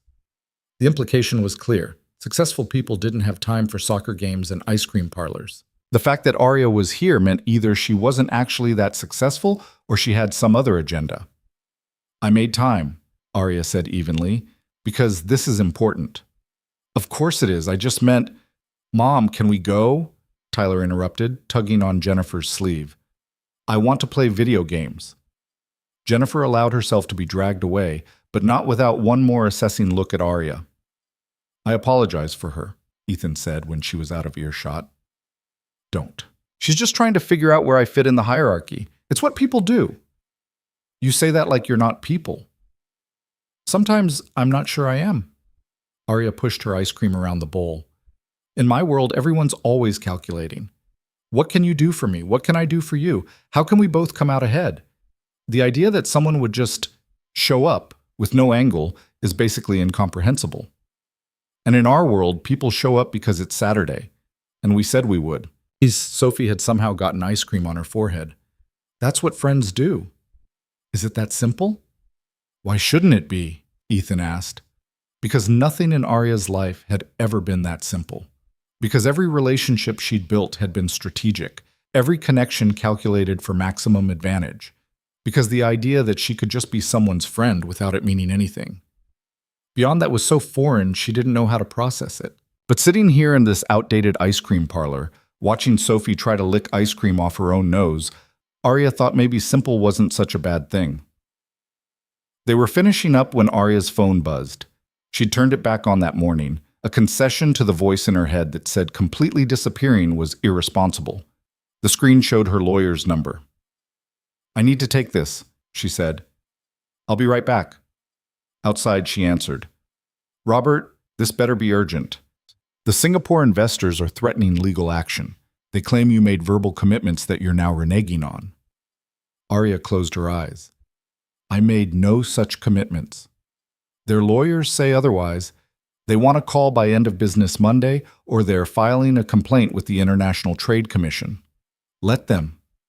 Arya, let them file. We have documentation of every conversation, every email, every meeting. If they want to waste money on lawyers, that's their choice. She kept her voice steady even though her heart was racing. Anything else? Your board wants an emergency meeting. They're concerned about your absence. Tell them I'll be at the scheduled meeting Friday, not before. They're not going to like that. They don't have to like it. They just have to accept it. She paused. Robert, have you ever taken a week off? Of course. Last year we went to Cabo. No, I mean really off. Phone turned off, emails ignored, completely unreachable. That would be irresponsible. Would it? Or would it just be human? Silence on the other end. Are you okay? Everyone keeps asking me that. Because you're acting strange. The Arya Bennett I know doesn't walk away from $60 million deals to go dark for a week. Maybe the Arya Bennett you know needs to change. She hung up before he could respond. When she went back inside, Ethan took one look at her face and said, Bad news? Just work being work. Nothing I can't handle Monday. You don't look like it's nothing. Arya sat down, suddenly exhausted. I might have just let a major deal implode and pissed off my entire board of directors. Sophie's eyes widened. You said a bad word. Sophie, eat your ice cream, Ethan said. Then to Arya. Do you want to talk about it? Not really. I just want to sit here and eat mediocre ice cream and pretend I'm a normal person for a few more hours. You are a normal person. No, I'm really not. But she appreciated the lie. They left the ice cream parlor an hour later, Sophie sticky and happy, and already making Ethan promise they could come back next week. The parking lot was emptying, families loading tired kids into cars, the Saturday afternoon winding down into evening. Arya walked them to Ethan's truck. Sophie was dragging her feet, clearly fighting exhaustion after the game and sugar crash. Thank you for coming, Ethan said as he buckled Sophie into her booster seat. It meant a lot to her, to both of us. Thank you for letting me be part of it. Are you going to be okay? With the work stuff? Honestly, I don't know. Arya looked at her Mercedes, then back at Ethan. I've spent 10 years building something that felt important, and now I'm letting it fall apart because a 7-year-old drew me a picture and made me realize how empty my life is. That's not normal behavior. Maybe not, but maybe normal's overrated. He closed Sophie's door gently. Can I tell you something? Sure. After Emma died, I went a little crazy. Sold our house, moved 3 times in 6 months, took jobs in different cities, convinced myself that if I just found the right place, the pain would stop. He leaned against the truck. It didn't stop. It just followed me. And one day Sophie looked at me and said, Dad, I'm tired of new houses. Can we just pick one and stay? And I realized I was running from something I'd never escape. What did you do? Stopped running. Bought a house that needed work, started a business that barely pays the bills, and just existed. Let myself feel all the things I'd been running from. He met her eyes. It was the hardest thing I've ever done, but it was also the only thing that actually helped. I don't know how to stop running. Start by standing still. See what happens. Sophie called out from the truck, her voice sleepy. Are you coming over for dinner tomorrow? Dad makes really good pancakes. Arya looked at Ethan, who shrugged. She's not wrong. I do make good pancakes. Is that an invitation? If you want it to be. Everything in Arya's brain screamed that this was a bad idea, that she was getting too attached too fast to people she barely knew, that she should back away now before it got complicated, before she had to explain who she really was, before the inevitable disappointment when they realized she was just a broken person pretending to be whole. What time? She heard herself ask. Sophie squealed. 10 o'clock, and bring the drawings I made you because I want to make more. Bug, she might not want... I'll bring them, Arya promised. She drove away slowly, watching them disappear in her rearview mirror. Ethan standing in the parking lot, Sophie waving from her car seat, both of them getting smaller until they vanished entirely. Back at her penthouse, Arya stood at the windows and looked out at the city. Somewhere out there, families were having dinner, kids were doing homework, parents were fighting about whose turn it was to do dishes. Normal, ordinary, messy life happening in normal, ordinary, messy ways. She thought about Monday, the board meeting, the Singapore investors, the carefully constructed empire that was probably falling apart while she stood here eating ice cream and watching soccer games. She thought about Jennifer's speculative looks and Marcus's easy friendship, and Sophie's absolute certainty that showing up was what friends did. She thought about Ethan saying, "Stop running, see what happens." Her phone buzzed. Her COO sending through crisis updates. 6 missed calls from board members. 12 urgent emails that all claimed to be more urgent than the last. Arya turned off her phone and went to bed. When she woke Sunday morning, she felt different. Lighter, maybe. Or possibly just numb to the panic that should have been consuming her. She'd basically abandoned her company for a week. She was watching her empire crumble in real time. She should have been terrified. Instead, she felt free. She dressed in the same casual clothes from yesterday. Her wardrobe options for normal person were limited, and drove to the address Ethan had texted her. The blue house looked smaller in daylight, more worn down. The shutters really did need painting. The grass was patchy, but smoke was curling from the chimney, and she could see movement through the kitchen window. She knocked on the door. Sophie answered, still in pajamas, her hair an impressive rat's nest. "You came. Dad said you'd come, but I wasn't completely sure because sometimes grown-ups say they'll do stuff and then they don't." "Sophie, let her in before you interrogate her," Ethan called from inside. The house smelled like coffee and butter.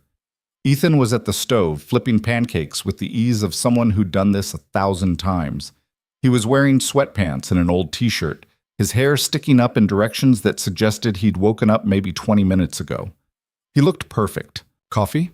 he offered. "Please." She sat at the kitchen table while he poured, the same scarred surface where they'd eaten dinner 2 nights ago. Sophie immediately climbed into the chair beside her, dragging over her folder of drawings. "I made new ones. Want to see?" "Always." The drawings were variations on themes Arya recognized now. Houses with rainbow roofs, families holding hands. But there was a new one that made her breath catch. 3 figures again, but this time the tall one had wings.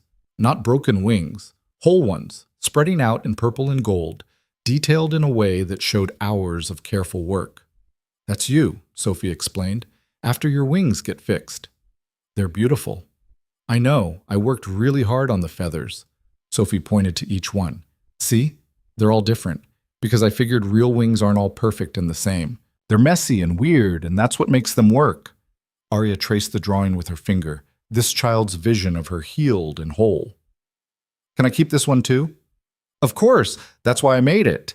Ethan set down a plate of pancakes, golden and fluffy and significantly better than anything Arya had made in her designer kitchen.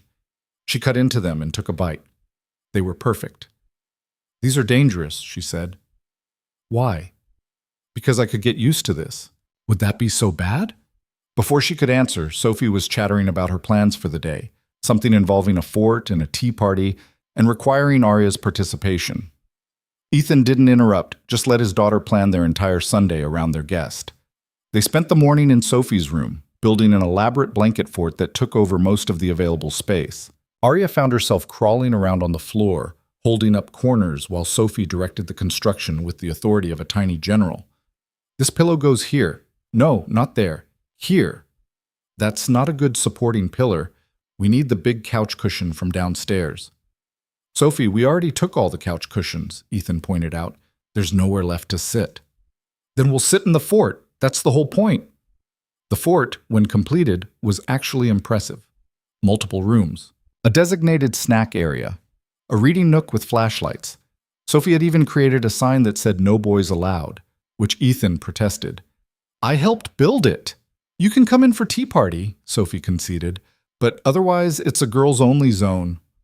The tea party consisted of apple juice in plastic cups and cookies arranged on paper plates. Sophie insisted on using her fancy voices, which meant they all had to speak in terrible British accents while discussing matters of great importance, such as whether unicorns were better than dragons and why grown-ups made such weird rules.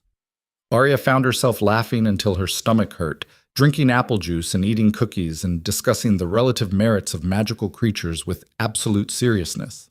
She couldn't remember the last time she'd laughed like this. They emerged from this fort around noon, Ethan declaring he needed to sit on actual furniture again. Sophie protested but was overruled. They collapsed on the couch, now missing all its cushions, while Sophie went to get more drawings to show Arya. "I'm sorry," Ethan said. "She's monopolizing all your time." "I don't mind." "Really? Because most adults I know would be climbing the walls by now." "Most adults you know didn't spend the last decade forgetting how to play." Arya looked at the blanket fort dominating the living room. "This is the most fun I've had in years. That's probably sad." "It's not sad. It's just honest."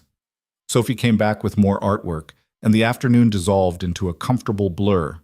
They had lunch, grilled cheese sandwiches that Ethan burned slightly but tasted perfect anyway. They watched a kids' movie that Arya had never heard of. They played a board game that had definitely been designed for younger children, but that Sophie insisted they take completely seriously. Arya won. Sophie accused her of cheating. Ethan refereed their argument with the patience of someone who'd done this before. It was normal, ordinary, exactly the kind of day millions of families were having across the country. And it was everything Arya didn't know she'd been missing. Around 4, her phone buzzed. She'd turned it back on out of habit and immediately regretted it. Her assistant. Another crisis. Another fire that apparently only she could put out. "I need to make a call," she said. "Use the office," Ethan offered. "Second door on the right." The office was small, barely big enough for a desk and filing cabinet.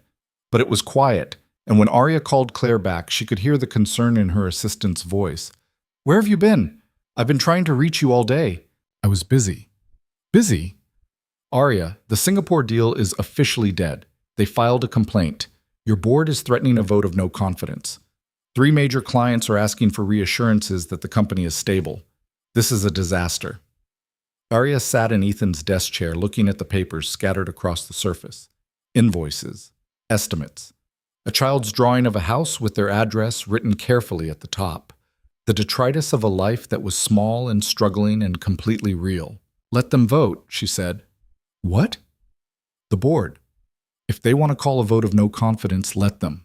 I'll be at the meeting Friday. They can say whatever they want. Arya, you're not listening. This is serious. You could lose control of the company you built. I know. Then why aren't you... Claire stopped. What happened to you? I'm figuring out what actually matters. And your company doesn't matter? Arya thought about that. Really thought about it. It mattered. For a long time, it was the only thing that mattered. But somewhere along the way, I forgot why I was building it. I forgot what it was supposed to be for. It's for success, for proving you could do it, for filling the emptiness inside me that no amount of success will ever actually fill. Arya cut her off. I built an empire, Claire, and it left me completely alone. Silence on the other end of the line, then quietly, are you quitting? I don't know. Maybe. Or maybe I'm just finally admitting that success at the cost of everything else isn't actually success. So what are you going to do? I'm going to finish my week off. I'm going to go to the board meeting Friday and hear what they have to say. And then I'm going to make a decision about what kind of life I actually want to live. Arya stood looking at the closed office door. Beyond it, she could hear Sophie laughing at something. But right now, I'm going to go play another board game with a 7-year-old who thinks I cheat. You're serious. Completely. I don't understand you anymore. That's okay. I barely understand myself. Arya moved toward the door. I'll see you Friday, Claire. Hold down the fort until then. She hung up before her assistant could protest further. When she emerged from the office, Sophie was waiting in the hallway. Are you okay? You sounded sad. Just work stuff. Is someone being mean to you? Kind of. Sophie considered this. Dad says when people are mean, it's usually because they're scared or hurt or don't know how to say what they really feel. Maybe the work people are just scared. You're very wise, you know that? Dad reads me a lot of books about feelings. They rejoined Ethan in the living room. He took one look at Arya's face and said, Bad call? My company is imploding, and I think I might not care as much as I should. How much should you care? More than this. She sank onto the couch. I built that company from nothing. It's been my entire life for 10 years. I should be panicking. Instead, I'm just tired. Tired of the company or tired of being someone you're not? The question hit harder than it should have. Both, maybe. Sophie climbed up beside her. If you don't like your company, make a different one. It's not that simple, Bug. Why not? If something makes you sad, stop doing it and do something that makes you happy instead. Out of the mouths of babes, Arya murmured. They ordered pizza for dinner, cheap chain pizza that Ethan apologized for even though Arya insisted she loved it. They ate in the blanket fort because Sophie demanded it, crouched in the too small space, and getting sauce on the pillowcases. It was perfect. As the evening wore on, Sophie started to fade. Ethan carried her upstairs for her bath, leaving Arya alone in the fort, surrounded by blankets and flashlights and the comfortable mess of a life well lived. She thought about her penthouse, perfect and sterile and empty. She thought about her company, powerful and successful and built on a foundation of loneliness. She thought about the choice she was going to have to make. Ethan came back down an hour later. She's out. Wants you to stay and read her a story tomorrow morning. I'm imposing on your lives. You're participating in our lives. There's a difference. Arya stood, brushing cookie crumbs off her jeans. I should go. It's late, and you probably have work tomorrow. I do, but I also have a friend who looks like she's carrying the weight of the world and might need someone to talk to. Is that what we are? Friends? I don't know what else to call someone who builds blanket forts with my daughter and shows up to soccer games and lets me see her fall apart without trying to fix her. They stood there in the living room, surrounded by Sophie's chaos, and Arya felt something shift. Not breaking, not fixing, just shifting, like a door opening onto a possibility she hadn't known existed. "Thank you," she said quietly, "for this, for all of it, for treating me like I'm just a person instead of whatever the hell everyone else sees when they look at me. You are just a person. That's all any of us are.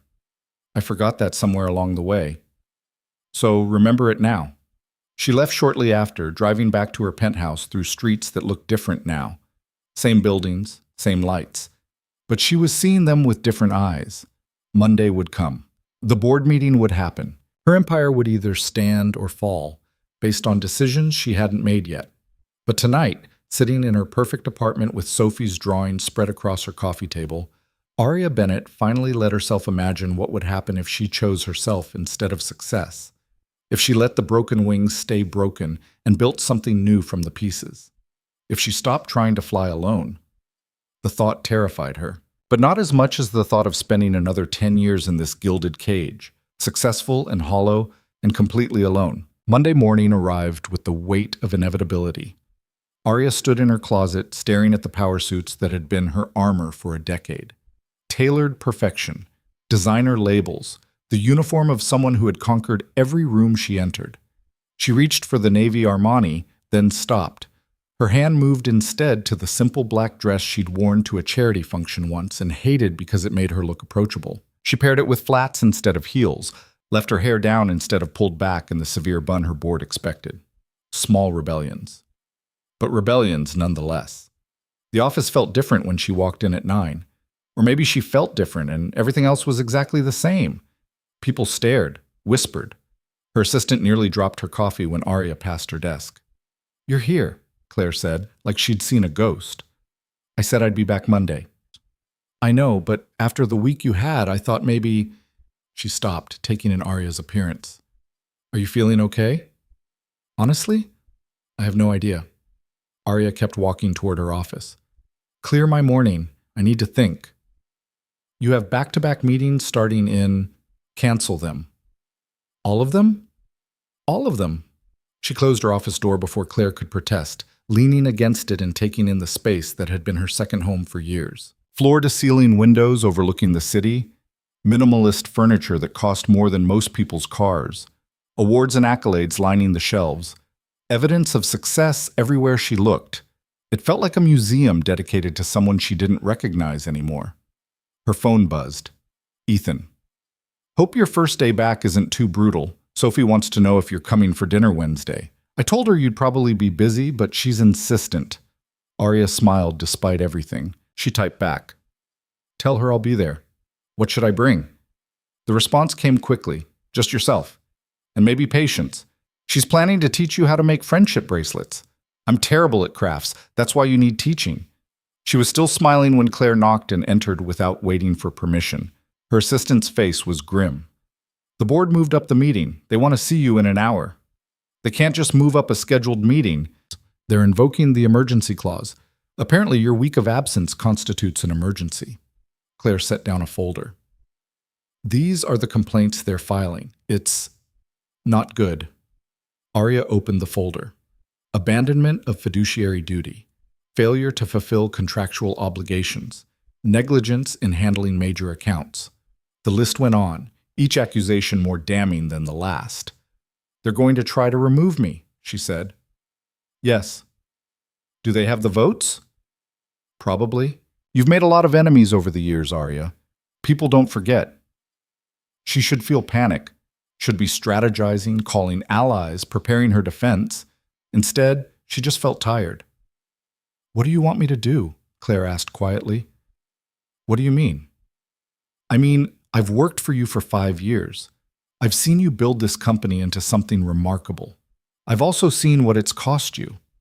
Claire sat down across from her. "So I'm asking, what do you want to do? Fight them? Let them win? Burn it all down on your way out?"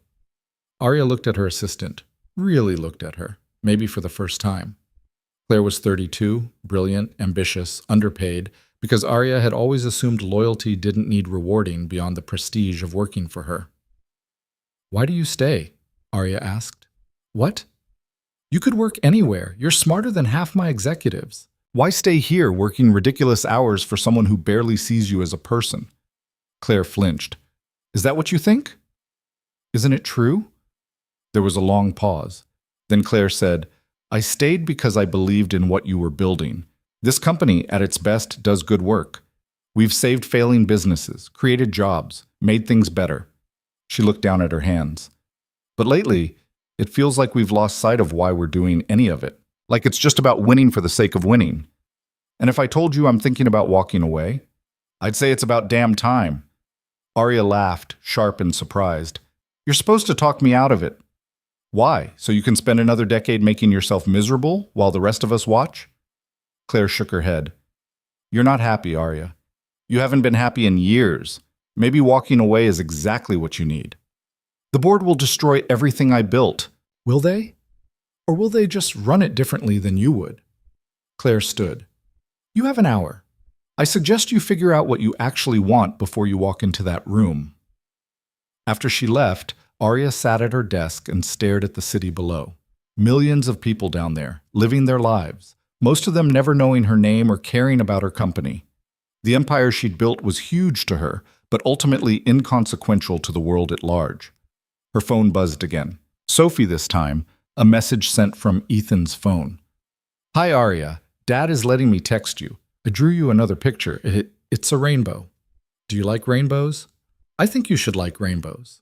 See you Wednesday. Love, Sophie.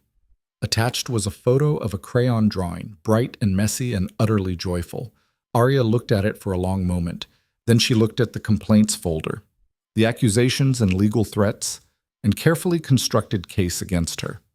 She thought about what mattered. Then she stood up, straightened her dress, and walked toward the boardroom.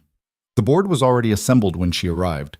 12 faces she'd worked with for years, some friendly, most hostile. They wanted her gone. She could see it in their eyes.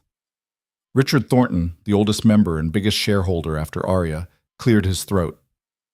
Thank you for joining us, Ms. Bennett. We weren't sure you'd bother showing up. I said I would. You've said a lot of things lately that turned out not to be true. He opened a folder identical to the one on Arya's desk. You assured us the Singapore deal was locked. You promised the expansion timeline was on track. You guaranteed your personal oversight of key accounts.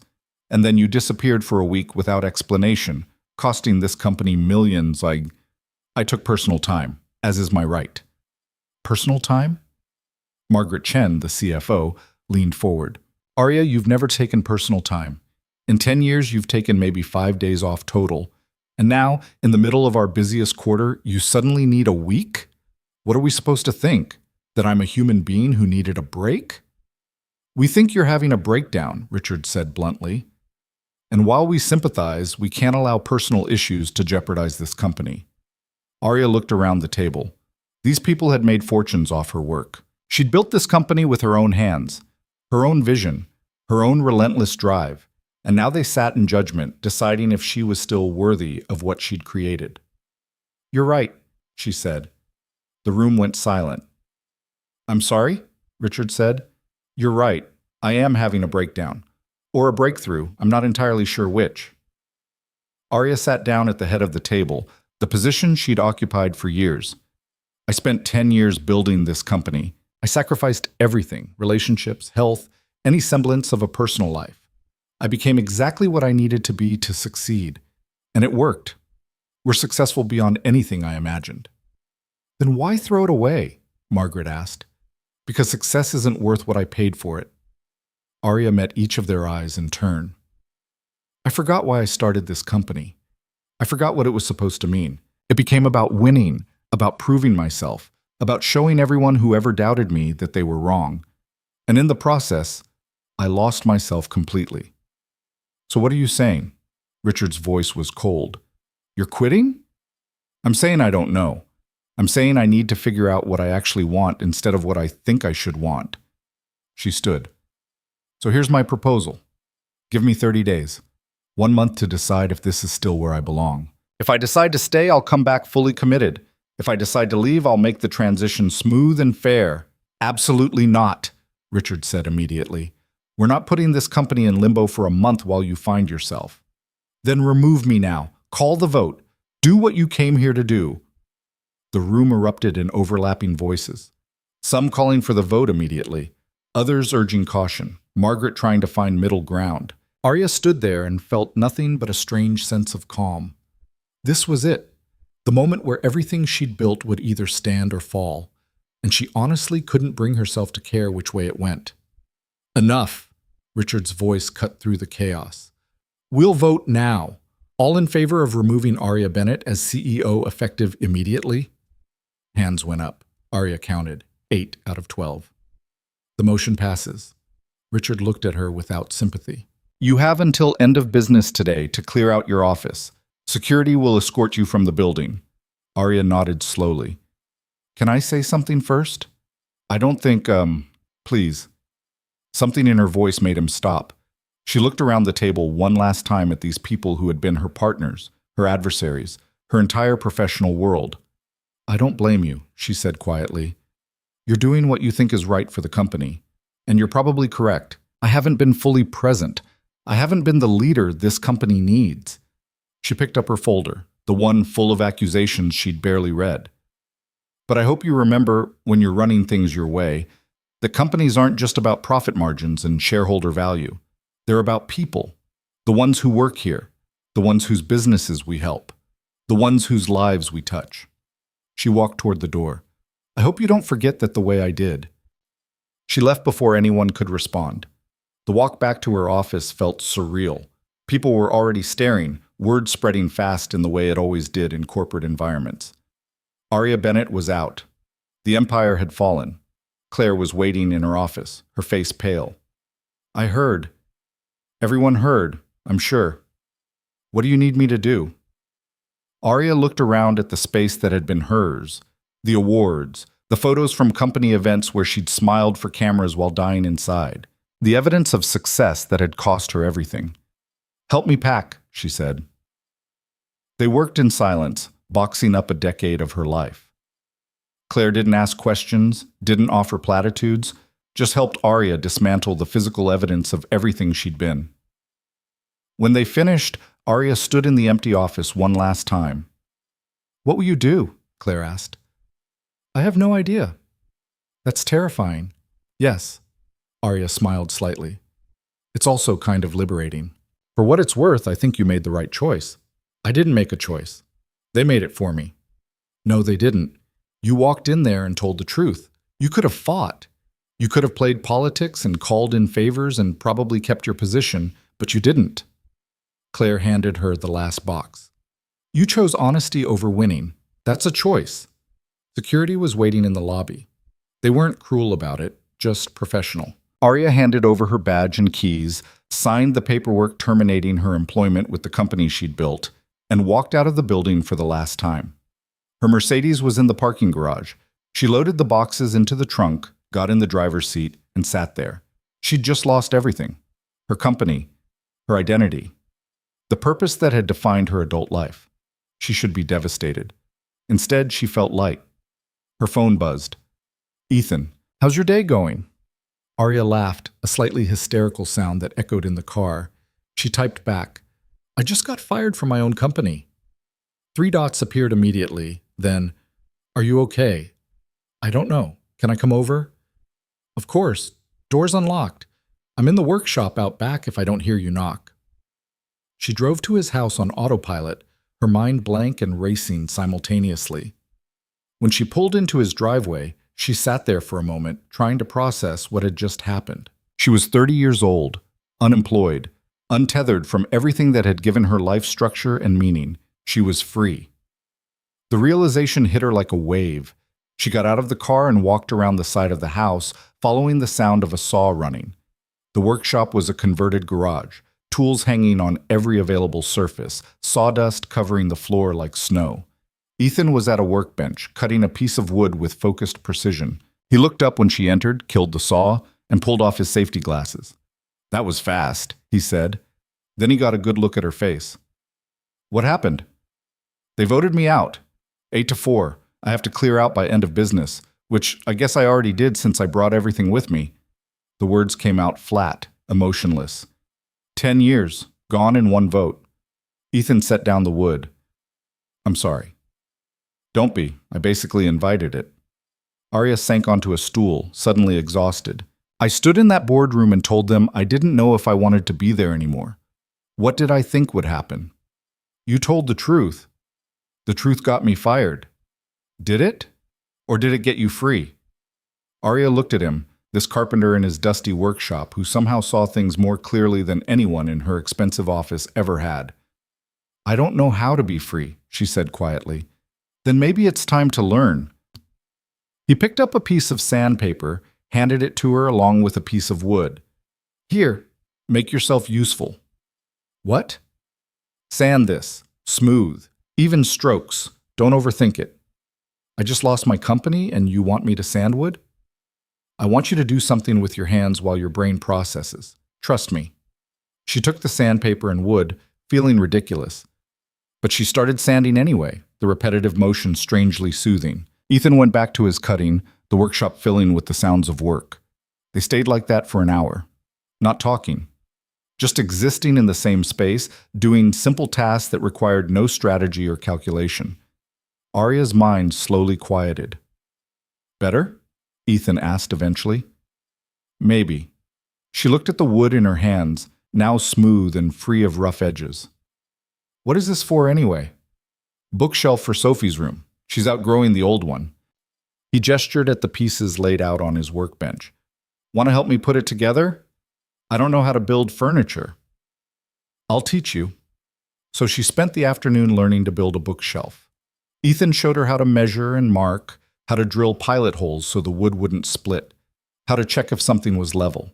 She made mistakes, drilling crooked, measuring wrong, nearly hammering her own thumb.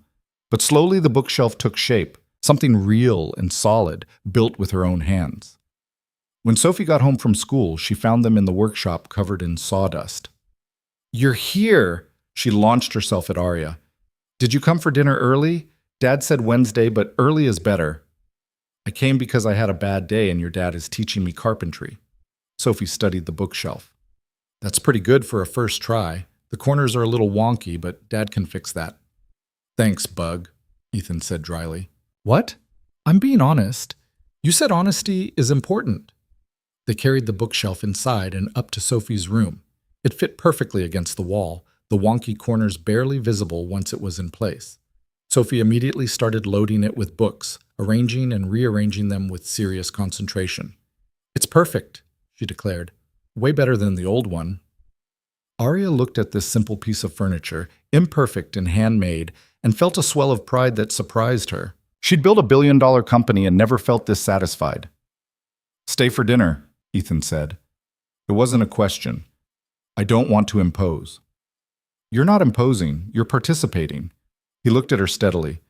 Unless you want to go home and be alone in your penthouse, processing the worst day of your professional life by yourself. When you put it that way, dinner was simple. Spaghetti again, this time without burnt garlic bread. Sophie talked nonstop about her day.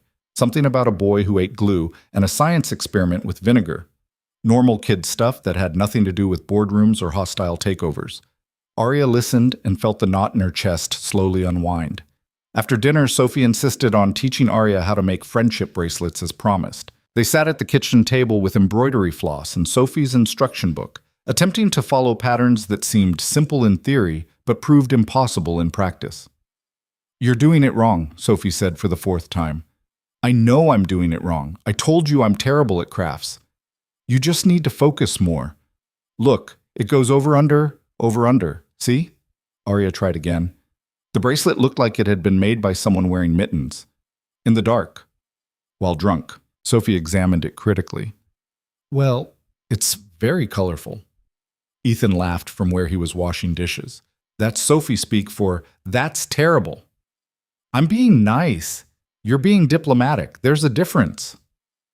By the time Sophie went to bed, Arya had produced one extremely ugly friendship bracelet that Sophie insisted on wearing immediately. She tied it around her wrist and declared it her new favorite thing. Even though it's wonky? Arya asked. It's wonky because you made it for me. That makes it special. After Sophie was asleep, Arya and Ethan sat on the porch with tea. The night was cool, quiet, except for distant traffic and a dog barking somewhere down the street. You want to talk about it? Ethan asked. The part where I lost everything, or the part where I don't seem to care as much as I should? Either. Both. Arya wrapped her hands around her mug. I spent 10 years building something I thought mattered, and today it was taken away in about 10 minutes. I should be devastated. Planning my comeback, calling lawyers, something. She took a sip of tea. Instead, I'm sitting here drinking tea and thinking about how good it felt to build a bookshelf. Maybe that tells you something. That I'm having a crisis? That you've been measuring yourself by the wrong metrics. Ethan leaned back in his chair. You built a company. That's impressive. But did it make you happy? It made me successful. That's not what I asked. Arya thought about the question. Really thought about it. No, she said finally. It didn't make me happy. It made me driven, focused, obsessed, but not happy. And today? Building a bookshelf with wonky corners and eating spaghetti and making terrible friendship bracelets? Today I felt, she struggled for the word, present. Like I was actually living my life instead of managing it. Then maybe losing your company isn't the tragedy you think it is.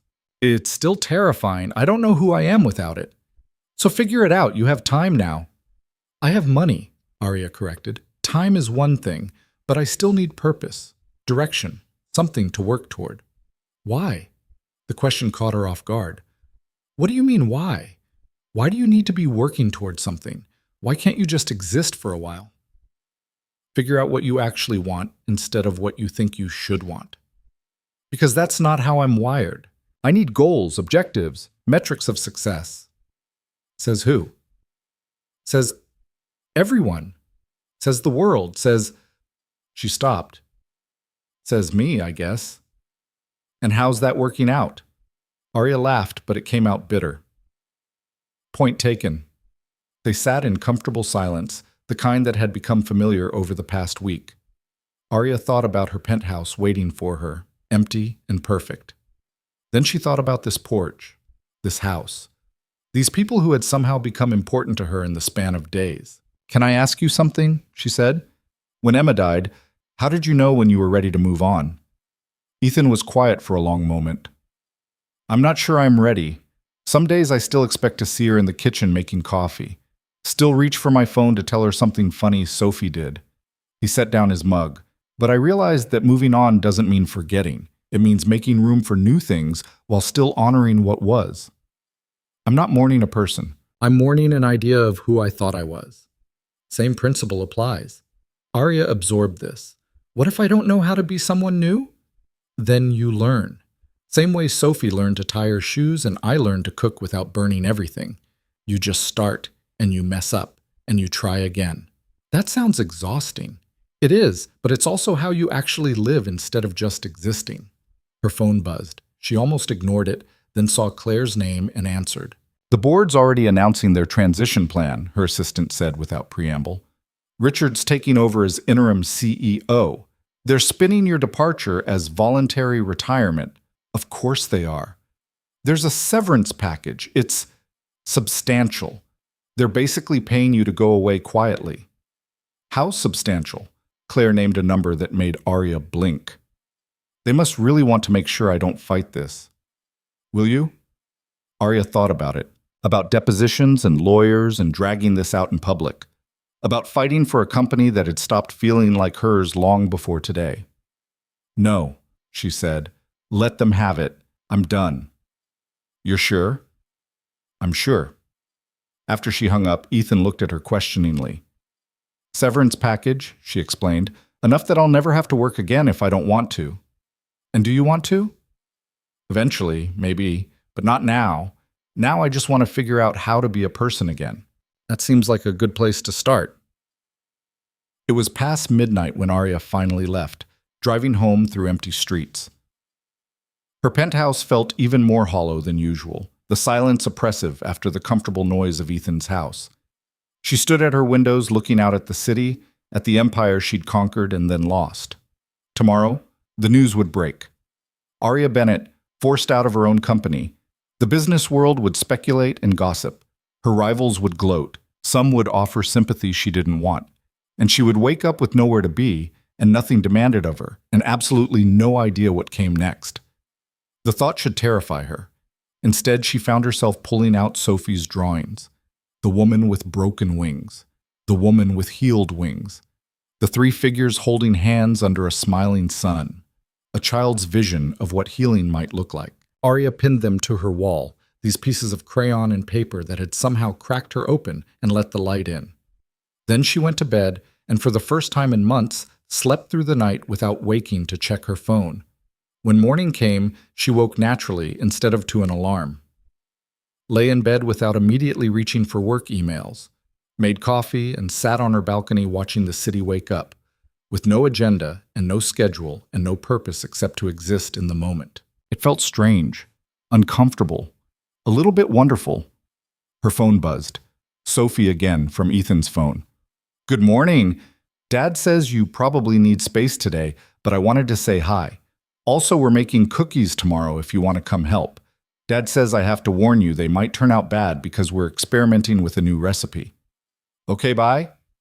Arya smiled and typed back, "I'll be there. I'm good at eating bad cookies." Then she set down her phone, finished her coffee, and let herself imagine what it might feel like to build a life that wasn't about success or achievement or proving anything to anyone. Just a life. Small and messy and real. It was terrifying. It was also the first thing that had felt right in 10 years.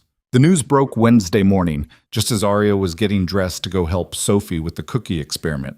Her phone exploded with notifications, texts, calls, emails, all from people who suddenly remembered she existed now that her fall from grace was public.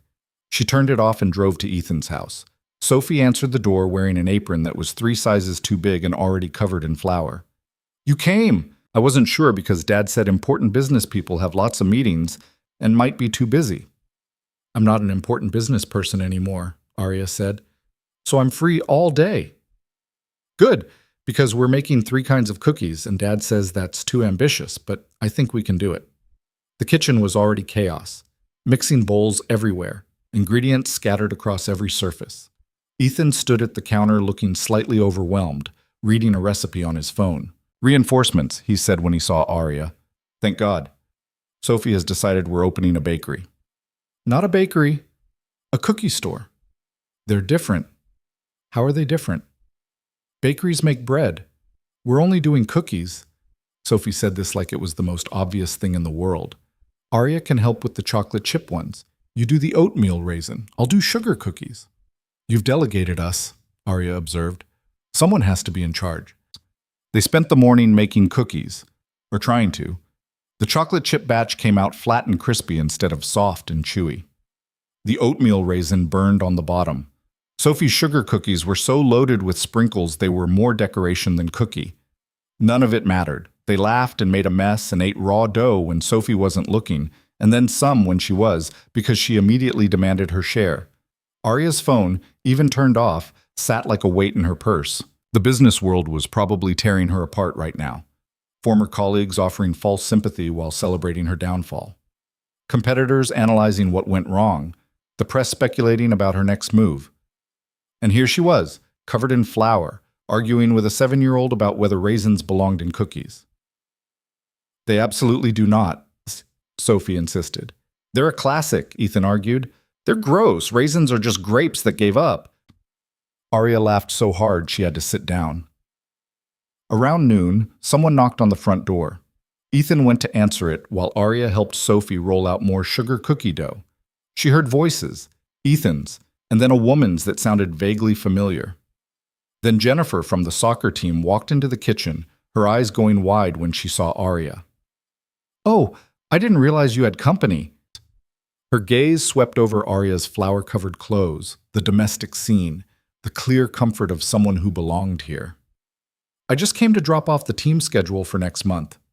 "Thanks, Jennifer," Ethan said, taking the paper she held out. But Jennifer wasn't leaving. She was staring at Arya with obvious recognition now, her expression shifting from surprise to calculation. "I'm sorry, but aren't you? I saw your picture in the business section this morning." "Arya Bennett? The CEO who—" "Former CEO," Arya corrected. "And yes, that's me." Jennifer's mouth opened and closed. She looked between Arya and Ethan, pieces clicking into place. You're a billionaire. Was. Technically, I still have the money, but not the company. And you're here making cookies. Apparently. Sophie, oblivious to the tension, held up a cookie cutter. Want to help? We have extra dough. No, I should go. Jennifer backed toward the door, still staring. I'll just see you at the game Saturday, Ethan. After she left, Arya sighed. That's going to be all over the neighborhood by dinner time. Probably, Ethan agreed. Does it bother you? A week ago it would have. Today I'm mostly annoyed she interrupted cookie time. Sophie beamed. See? Cookies fix everything. They finished baking by mid-afternoon, ending up with 3 dozen cookies of varying quality. Some were actually good. Most were edible. A few were questionable enough that they agreed to throw them out before anyone got food poisoning. Our cookie store needs work, Sophie admitted, studying their results. Maybe we start with a cookie hobby, Ethan suggested. Work our way up. They were cleaning the kitchen when Arya's phone buzzed. She'd turned it back on out of habit and immediately regretted it. Claire's name flashed on the screen. I should take this, she said, stepping onto the porch. I saw the news, Claire said without preamble. Are you okay? I'm making cookies with a 7-year-old and her dad. So, yes, surprisingly okay. Cookies. Claire's voice was flat. The business world is on fire talking about your fall, and you're making cookies. Technically, we already made them. Now we're trying to decide which ones are safe to eat. Arya, I'm serious. I'm done, Claire. I'm done caring what the business world thinks. I'm done measuring my worth by their standards. I'm just done. There was a long pause. I believe you. You do? You sound different, lighter, maybe, like you've let go of something heavy. I have. The question is what I pick up instead.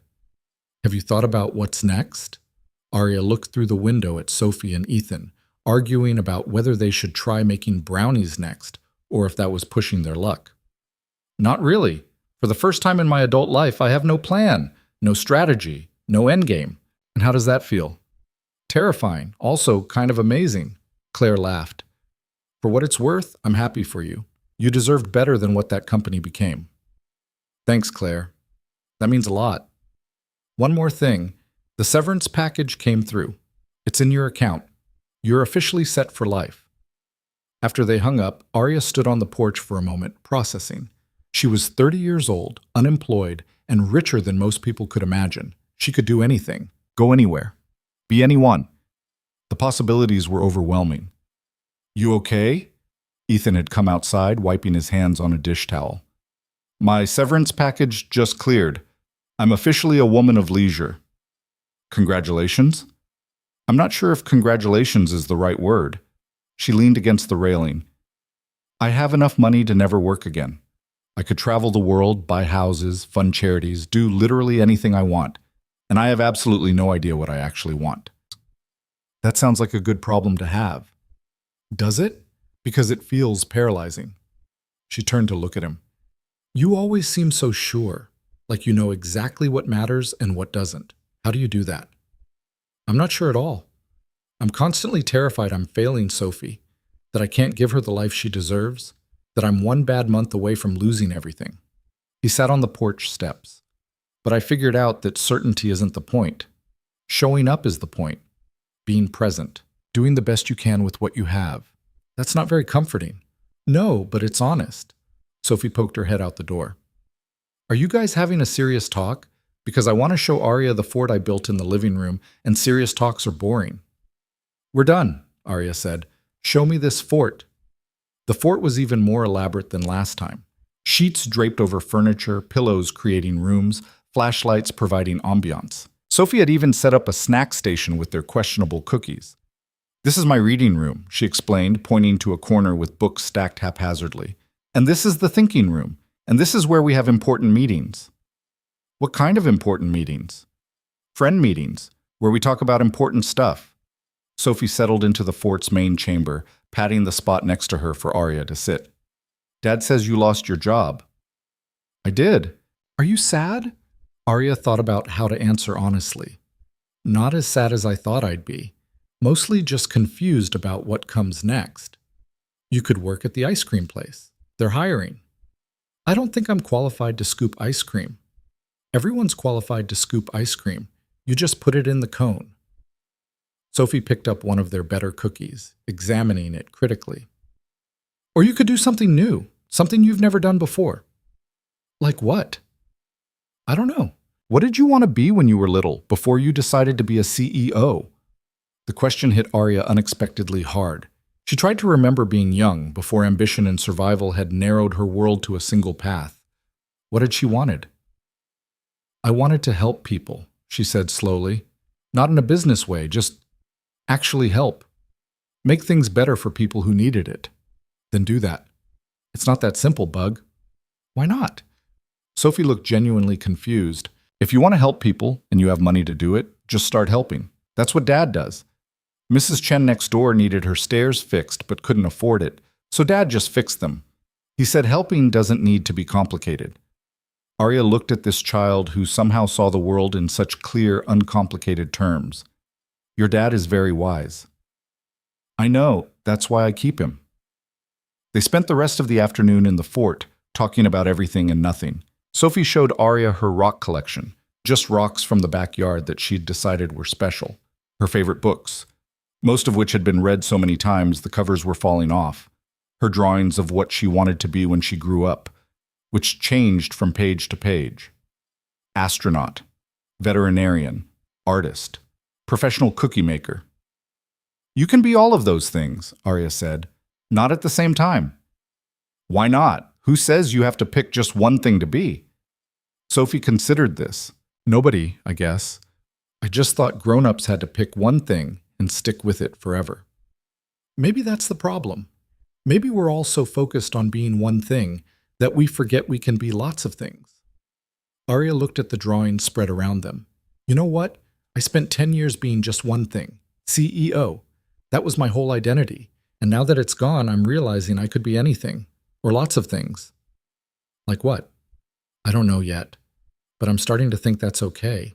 When Ethan called them for dinner, grilled cheese because they'd used up all their energy on cookies, they emerged from the fort like they were coming back from another world. The kitchen felt almost too bright after the cozy dimness of blankets and flashlights. Over dinner, Sophie told Ethan about their conversation in the fort, her version of events somewhat embellished but capturing the spirit. So Arya's going to be lots of things now, she concluded, not just a CEO. Is that right? Ethan looked at Arya with quiet interest. Apparently, according to Sophie's logic, there's no rule that says you have to be just one thing. Sophie's logic is often better than adult logic. I'm right here, Sophie said. You can just say I'm smart. You're smart, Bug. After Sophie went to bed, Arya helped Ethan clean up the kitchen. They worked in comfortable silence, a routine that had somehow formed over the course of a week. He washed, she dried. The kind of simple domestic task Arya couldn't remember the last time she'd done. You're quiet, Ethan observed. Just thinking. About? About what Sophie said. About being lots of things instead of just one thing. Arya set down a plate. I built my entire life around being CEO. And when that got taken away, I felt like I'd lost everything because I'd tied my whole identity to it. But maybe that was the mistake. Not building the company, but forgetting I could be more than just that. So what else do you want to be? I don't know. A friend, someone who shows up, someone who makes terrible cookies and builds wonky bookshelves and exists in the world as just a person instead of a position. She paused. Someone who matters to people for reasons that have nothing to do with what I can do for them professionally. Ethan was quiet for a moment, his hands still in the soapy water. You already are those things. You just needed to believe they were enough. Are they? Enough, I mean? That depends on what you're measuring against. Arya thought about the penthouse waiting for her, empty and perfect. Then she thought about this small, messy house full of life and laughter, and people who had somehow become essential to her in the span of days. Can I tell you something? She said. Always.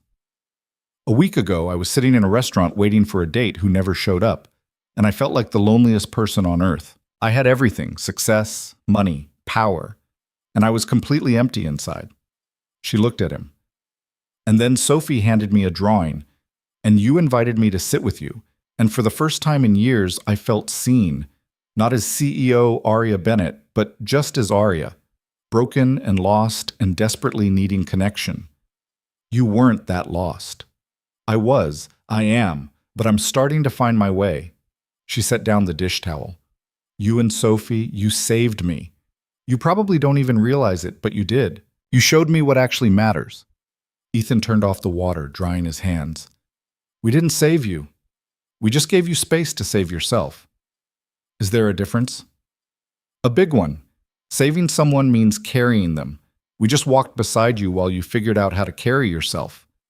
They stood in the kitchen, the space between them charged with something Arya couldn't quite name. Not romance, exactly. Something deeper. Recognition, maybe. Two broken people who had found each other at exactly the right moment. I should go, Arya said, even though she didn't want to. You say that every time, but you always look like you'd rather stay. Because I would. This house, you and Sophie, it feels more like home than anywhere I've ever lived. She grabbed her purse. But I need to figure out who I am on my own before I can figure out who I am with other people. Does that make sense? Perfect sense. At the door, she turned back. Thank you for everything. For letting me crash your life and make terrible cookies and hide in blanket forts. For treating me like a person instead of a project or a problem to solve. You were never a project. You were always just Arya. She drove home through the quiet streets, her mind full and settled at the same time.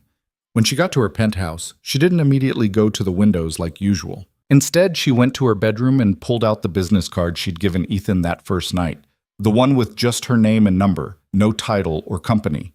She looked at it for a long moment, then she pulled out a notebook and started writing. Not a business plan, not a strategy, just thoughts, ideas. Things she'd always wanted to do but had dismissed as impractical or unprofitable or not aligned with her goals.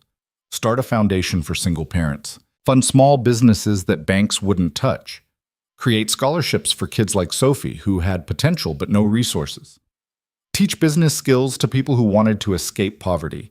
Actually help people instead of just managing assets and maximizing returns. She wrote until her hand cramped, filling page after page with possibilities. None of it was fleshed out. None of it had metrics or timelines or clear objectives. It was just raw potential, waiting to be shaped into something real. When she finally stopped, the sun was coming up. She'd written through the entire night without noticing, and for the first time in 10 years, Arya felt excited about the future instead of driven by it. Over the next few days, the pattern continued. She'd spend mornings at her penthouse, working on plans for her foundation, afternoons with Sophie and Ethan, learning to be present instead of productive.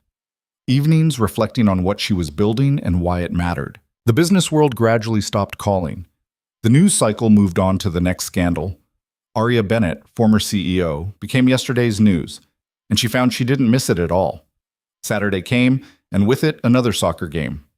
The Banana Slugs lost again, but Sophie scored her first goal of the season, a wobbly kick that somehow made it past the goalie.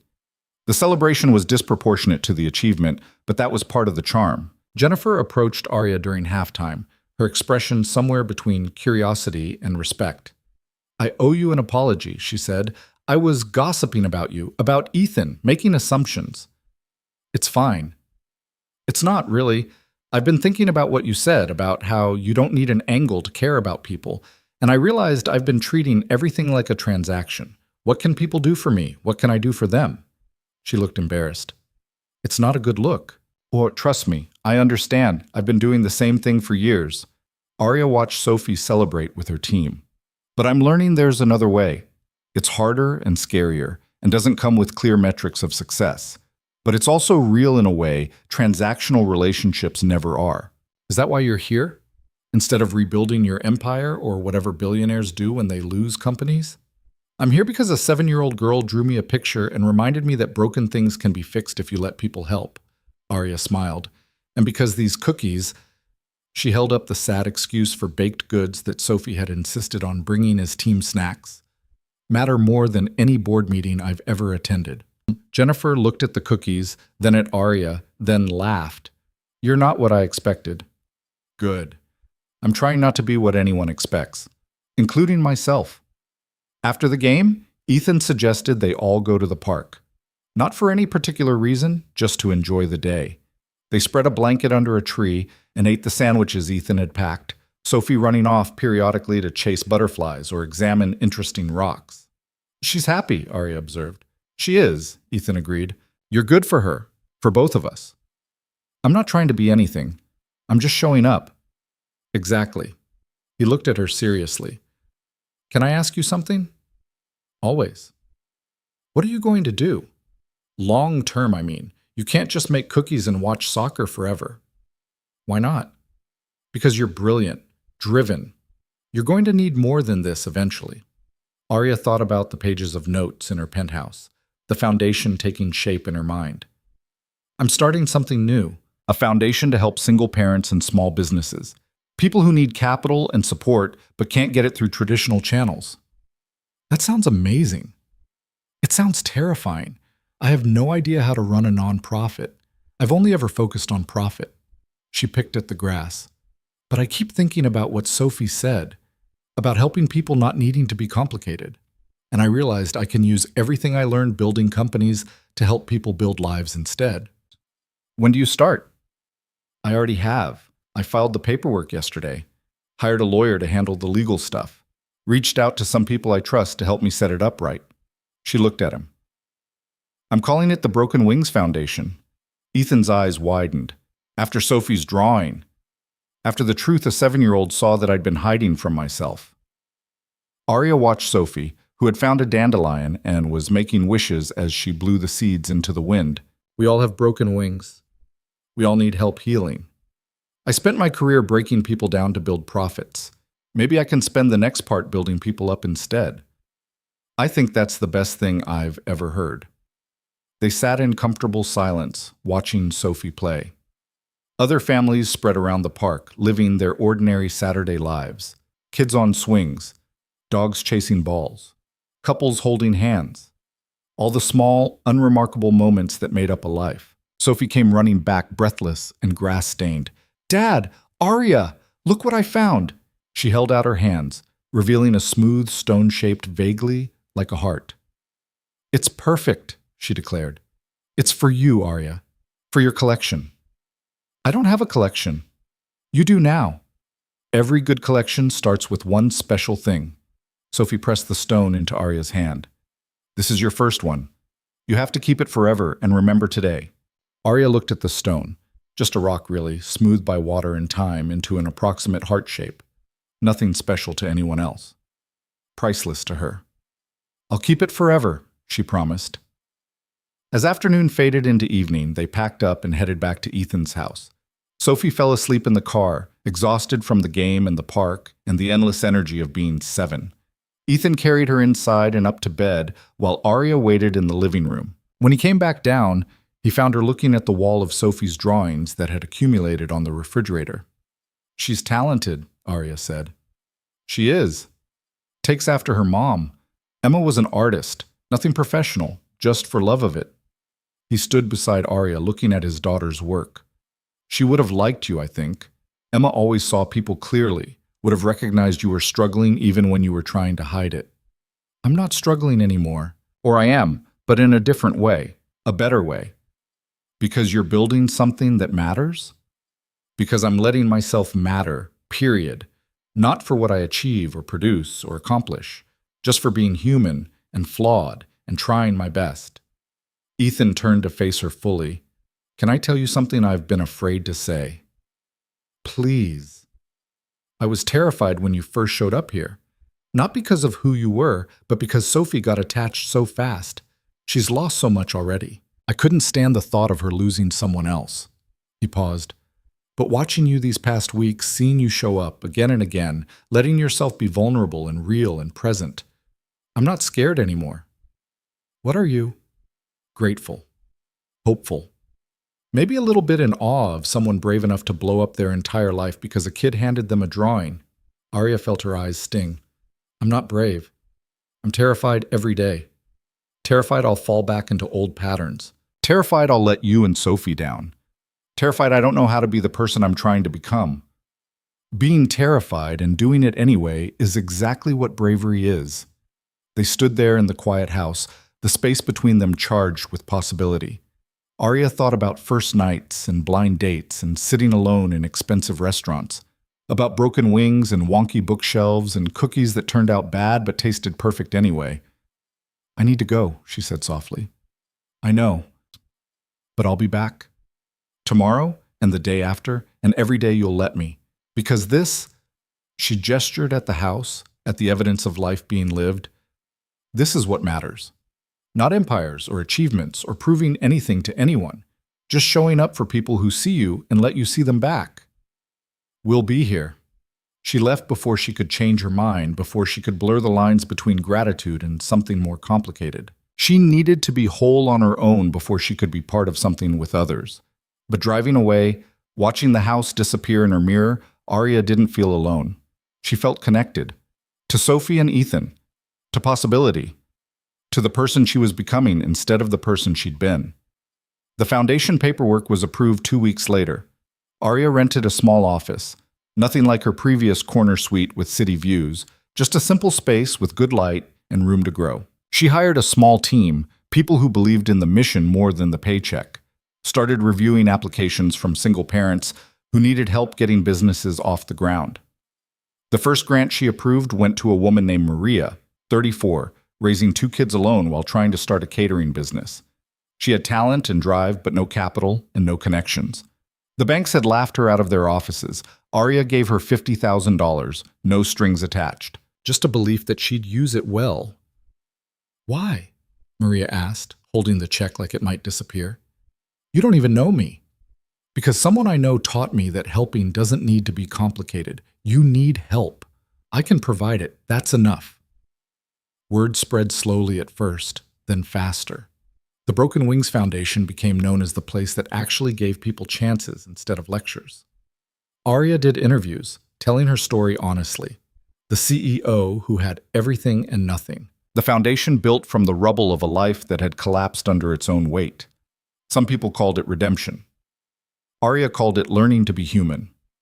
6 months after that first dinner at Morelli's, Arya stood in the foundation's office looking at a wall covered in photos. Grant recipients who'd built businesses, changed lives, found footing. Beside each photo, a brief story, not success metrics or profit margins. Just people living better lives because someone had believed in them. Her phone buzzed. Sophie. Dad says you're coming to my birthday party next week. I'm turning 8. That's almost grown up. We're having cake and ice cream. Please come early to help decorate. Dad is terrible at decorating. Love, Sophie. Arya smiled and typed back. I'll be there. I'm terrible at decorating too, but we'll figure it out together. That evening, she stood at her penthouse windows one last time. She'd listed the place for sale that morning. Too big. Too empty. Too much a monument to someone she didn't want to be anymore. She'd found a small house instead. 3 bedrooms, 1 for her, 1 for an office, 1 for guests who might visit. A backyard. A neighborhood with actual neighbors. Walking distance from Ethan's place. Not running toward something, just running toward a different kind of life. Her phone rang. Ethan. Hey, she answered. Sophie wanted me to make sure you know the party starts at 2, but you should come at noon to help set up. Her words, not mine. I got the message. I'll be there. Good. He paused. Also, I wanted to ask you something. What's that? Are you happy? The question caught her off guard. She thought about it, really thought. About early mornings at the foundation. About Sophie's soccer games and terrible cookie experiments. About building bookshelves and making friendship bracelets and all the small, ordinary moments that had filled the space left by her empire. Yes, she said, and meant it completely. I'm happy. Good. You deserve to be. After they hung up, Arya looked at the heart-shaped stone Sophie had given her, now sitting on her desk beside the napkin drawings that had started everything. Broken wings, healed wings, 3 figures holding hands under a smiling sun. A child's vision of what was possible when you stopped flying alone. Sophie's birthday party was exactly as chaotic as expected. Too many kids, too much sugar, decorations that looked like they'd been hung by people who'd never seen a balloon before. Perfect in its imperfection. Arya helped Sophie open presents, build her cake-eating strategy, chase the other kids around the yard. She took 1,000 photos that would never go on social media, just exist in her phone as evidence of moments that mattered. When the party wound down and the last guest left, they collapsed in the backyard, exhausted and sugar-crashed. "Best birthday ever," Sophie declared. "You say that every year," Ethan pointed out. "Because every year is the best. That's how birthdays work." She rolled over to look at Arya. "Are you glad you came?" "More than you know." "Good, because you're family now. You have to come to all my birthdays forever." Arya's throat tightened. Forever is a long time. "I know. That's why I'm planning ahead." Later, after Sophie had gone to bed still wearing her party hat, Arya and Ethan sat on the porch with tea. Their routine now, comfortable and easy. "Thank you," Arya said. "For what?" "For letting me be part of this. Your family, your life. For not treating me like I'm damaged goods or a charity case or a project to fix." "You were never any of those things. You were just someone who needed to remember how to be herself." "Have I remembered?" "You tell me." Arya thought about the question. 6 months ago, she would have answered by listing achievements. Companies built, deals closed, obstacles overcome, success measured in external validation.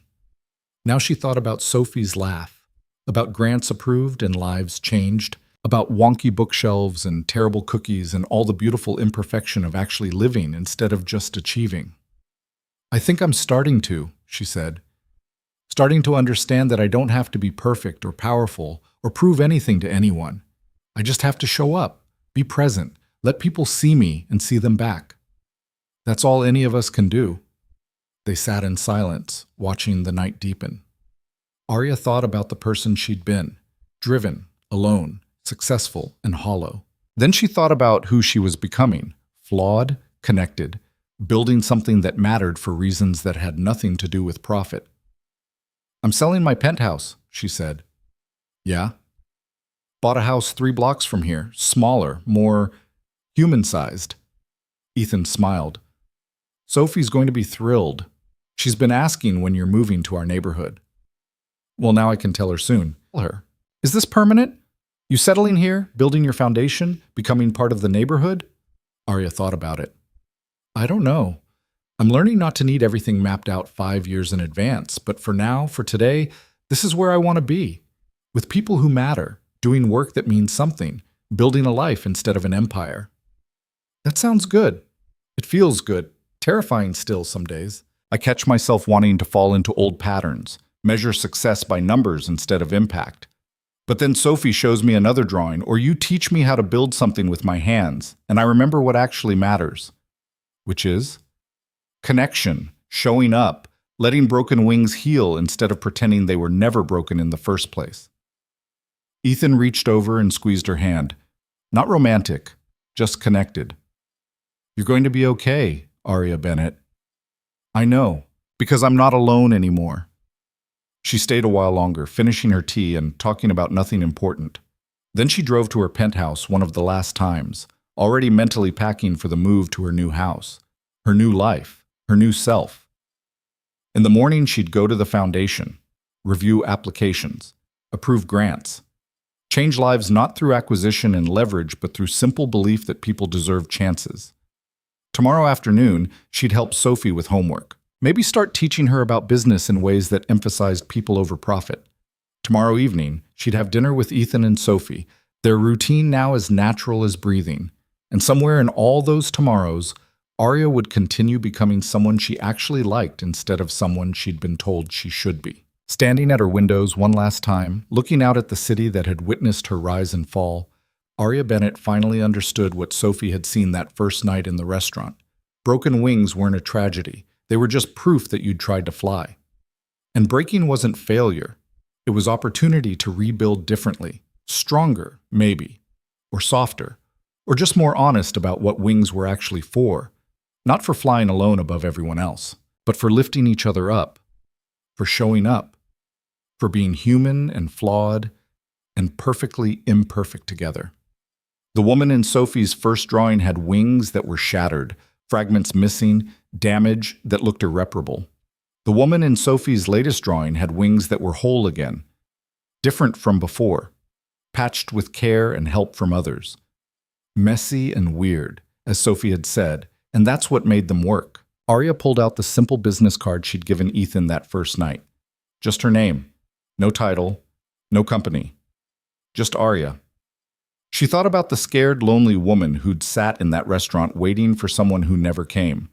Then she thought about the woman she'd become, still scared sometimes, still lonely occasionally, but no longer alone, no longer empty.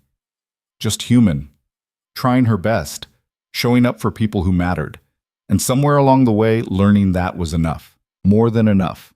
It was everything.